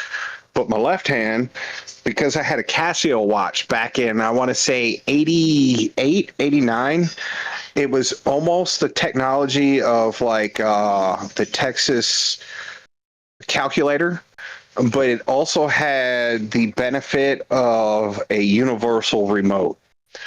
And I loved being like under 10 years old and using my Casio watch to pause the videos that were VHS, because I researched the watch with the user manual, and I was able to pause the TV / turn the TV up / do all this stuff, and like to watch the teachers go crazy, like, why is the video stopped?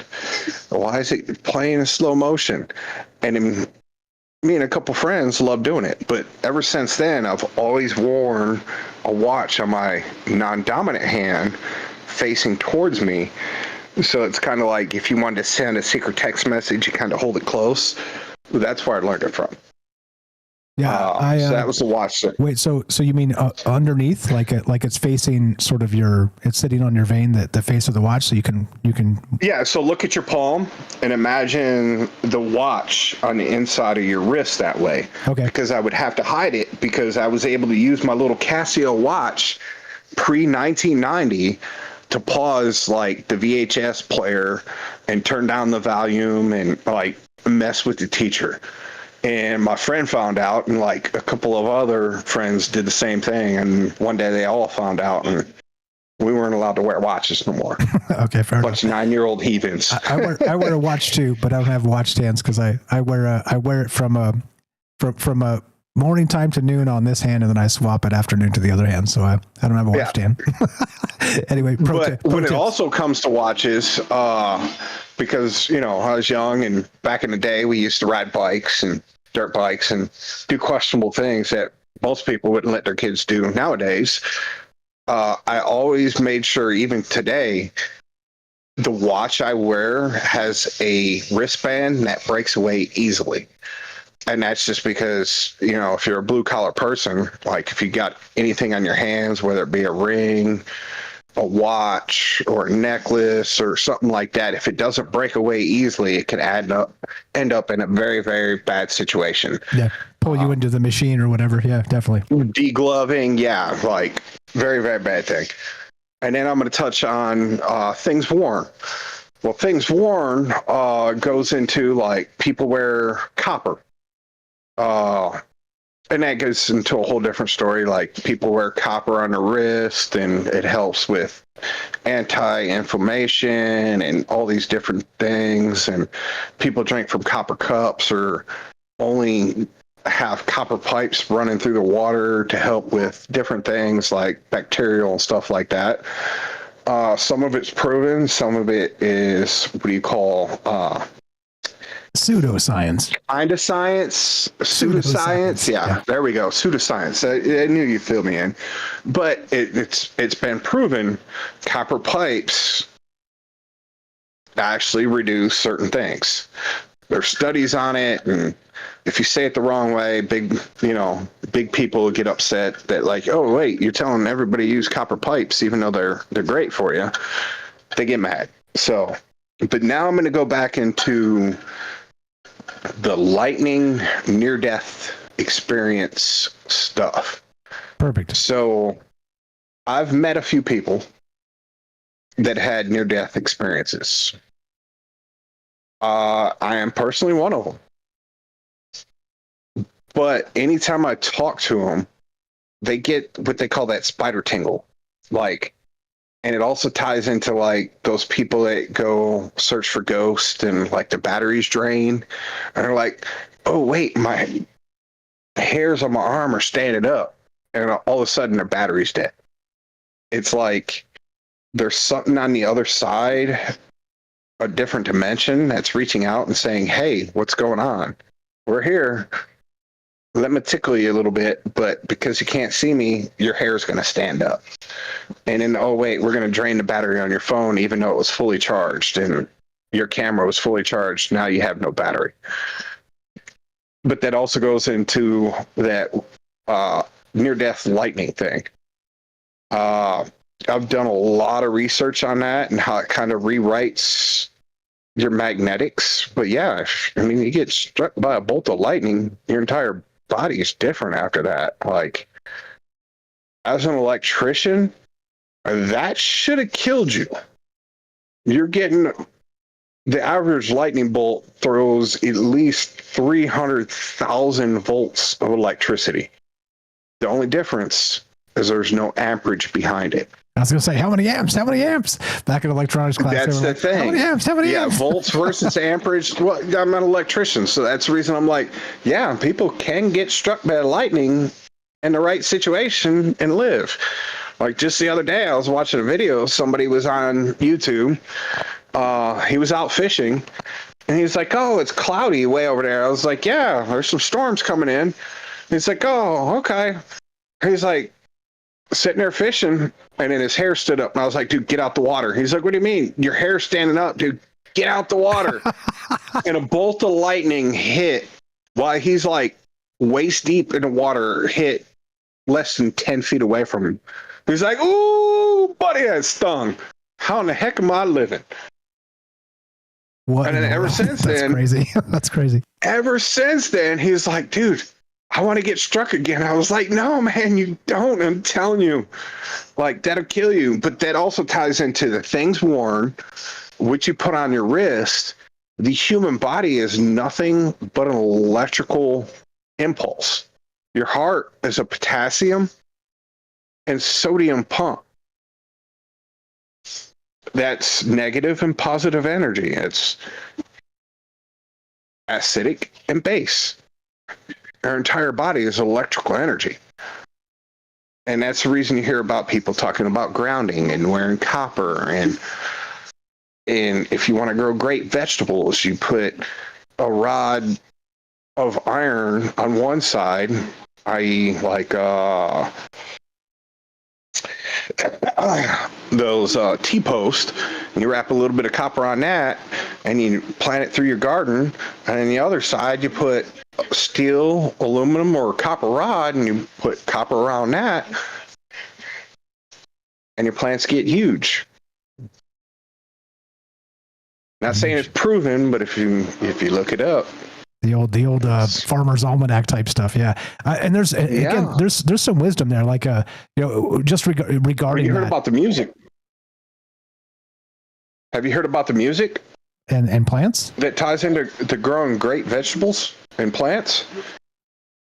Yeah. So there's proven studies out there that you like. If anybody that likes to grow vegetables, in the morning, what's the first thing you hear? Birds chirping, roosters crowing.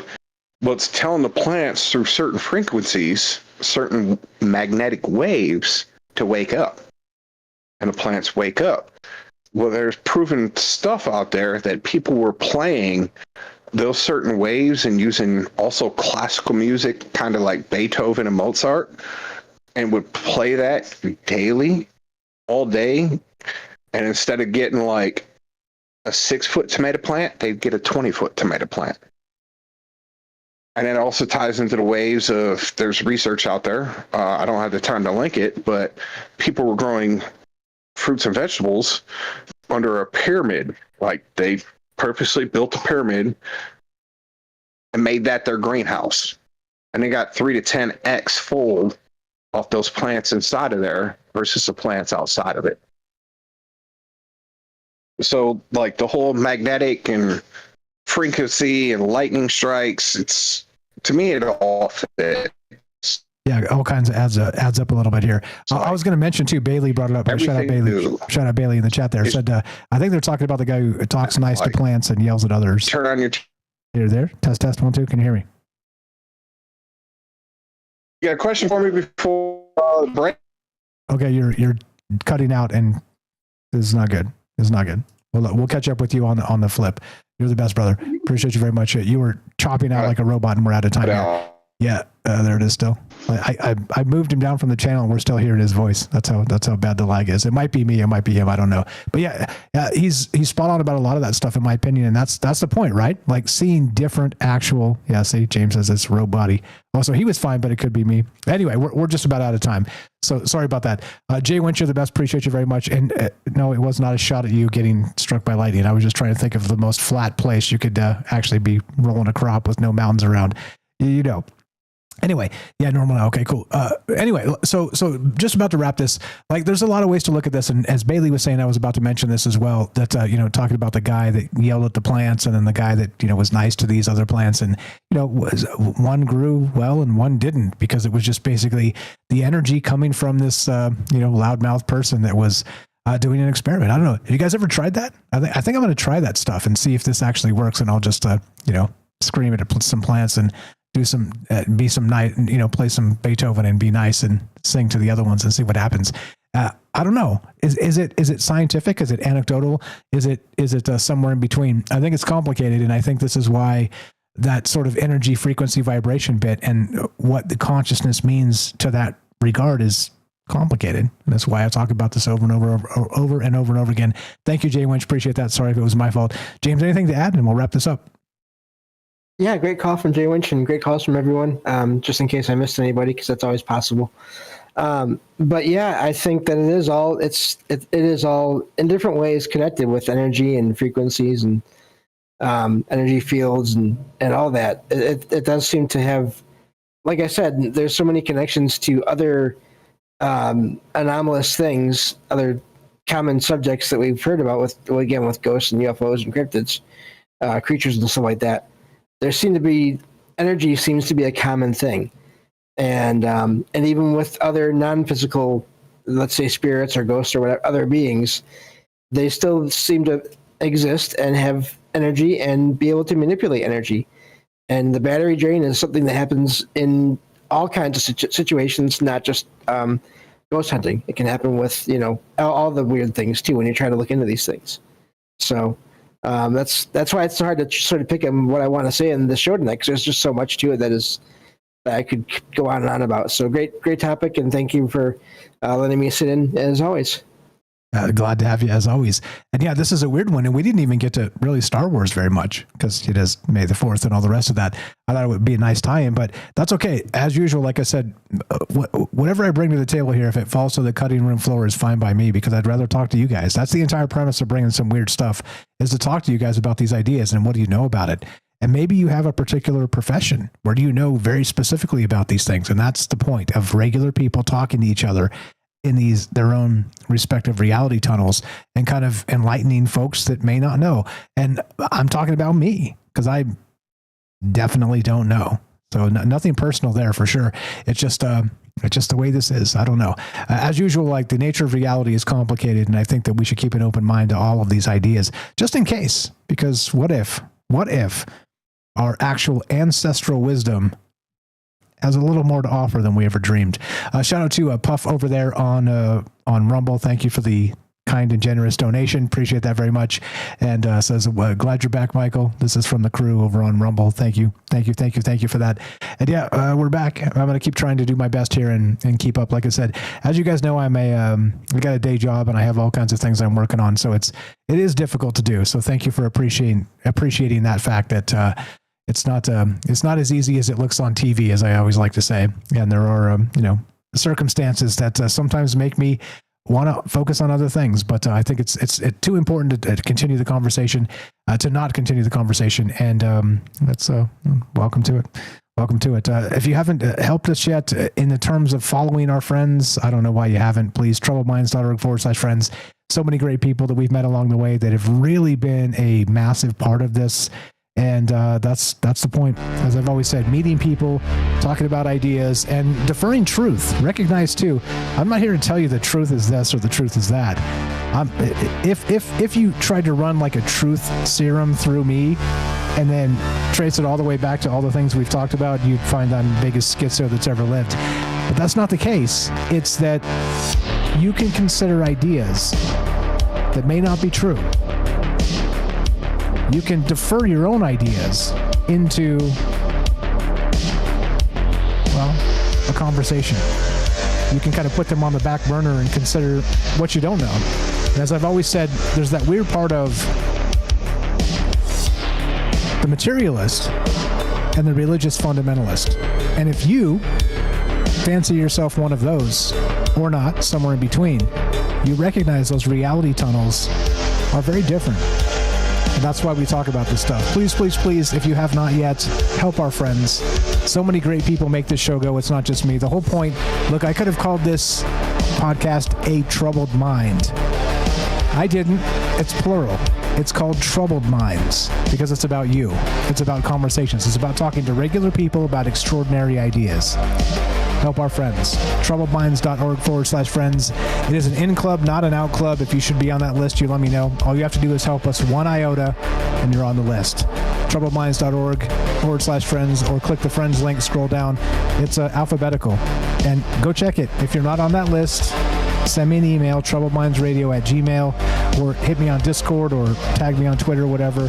All you gotta do is repost us or whatever, spread the word, let people know a conversation is happening where we're not going to talk about politics directly.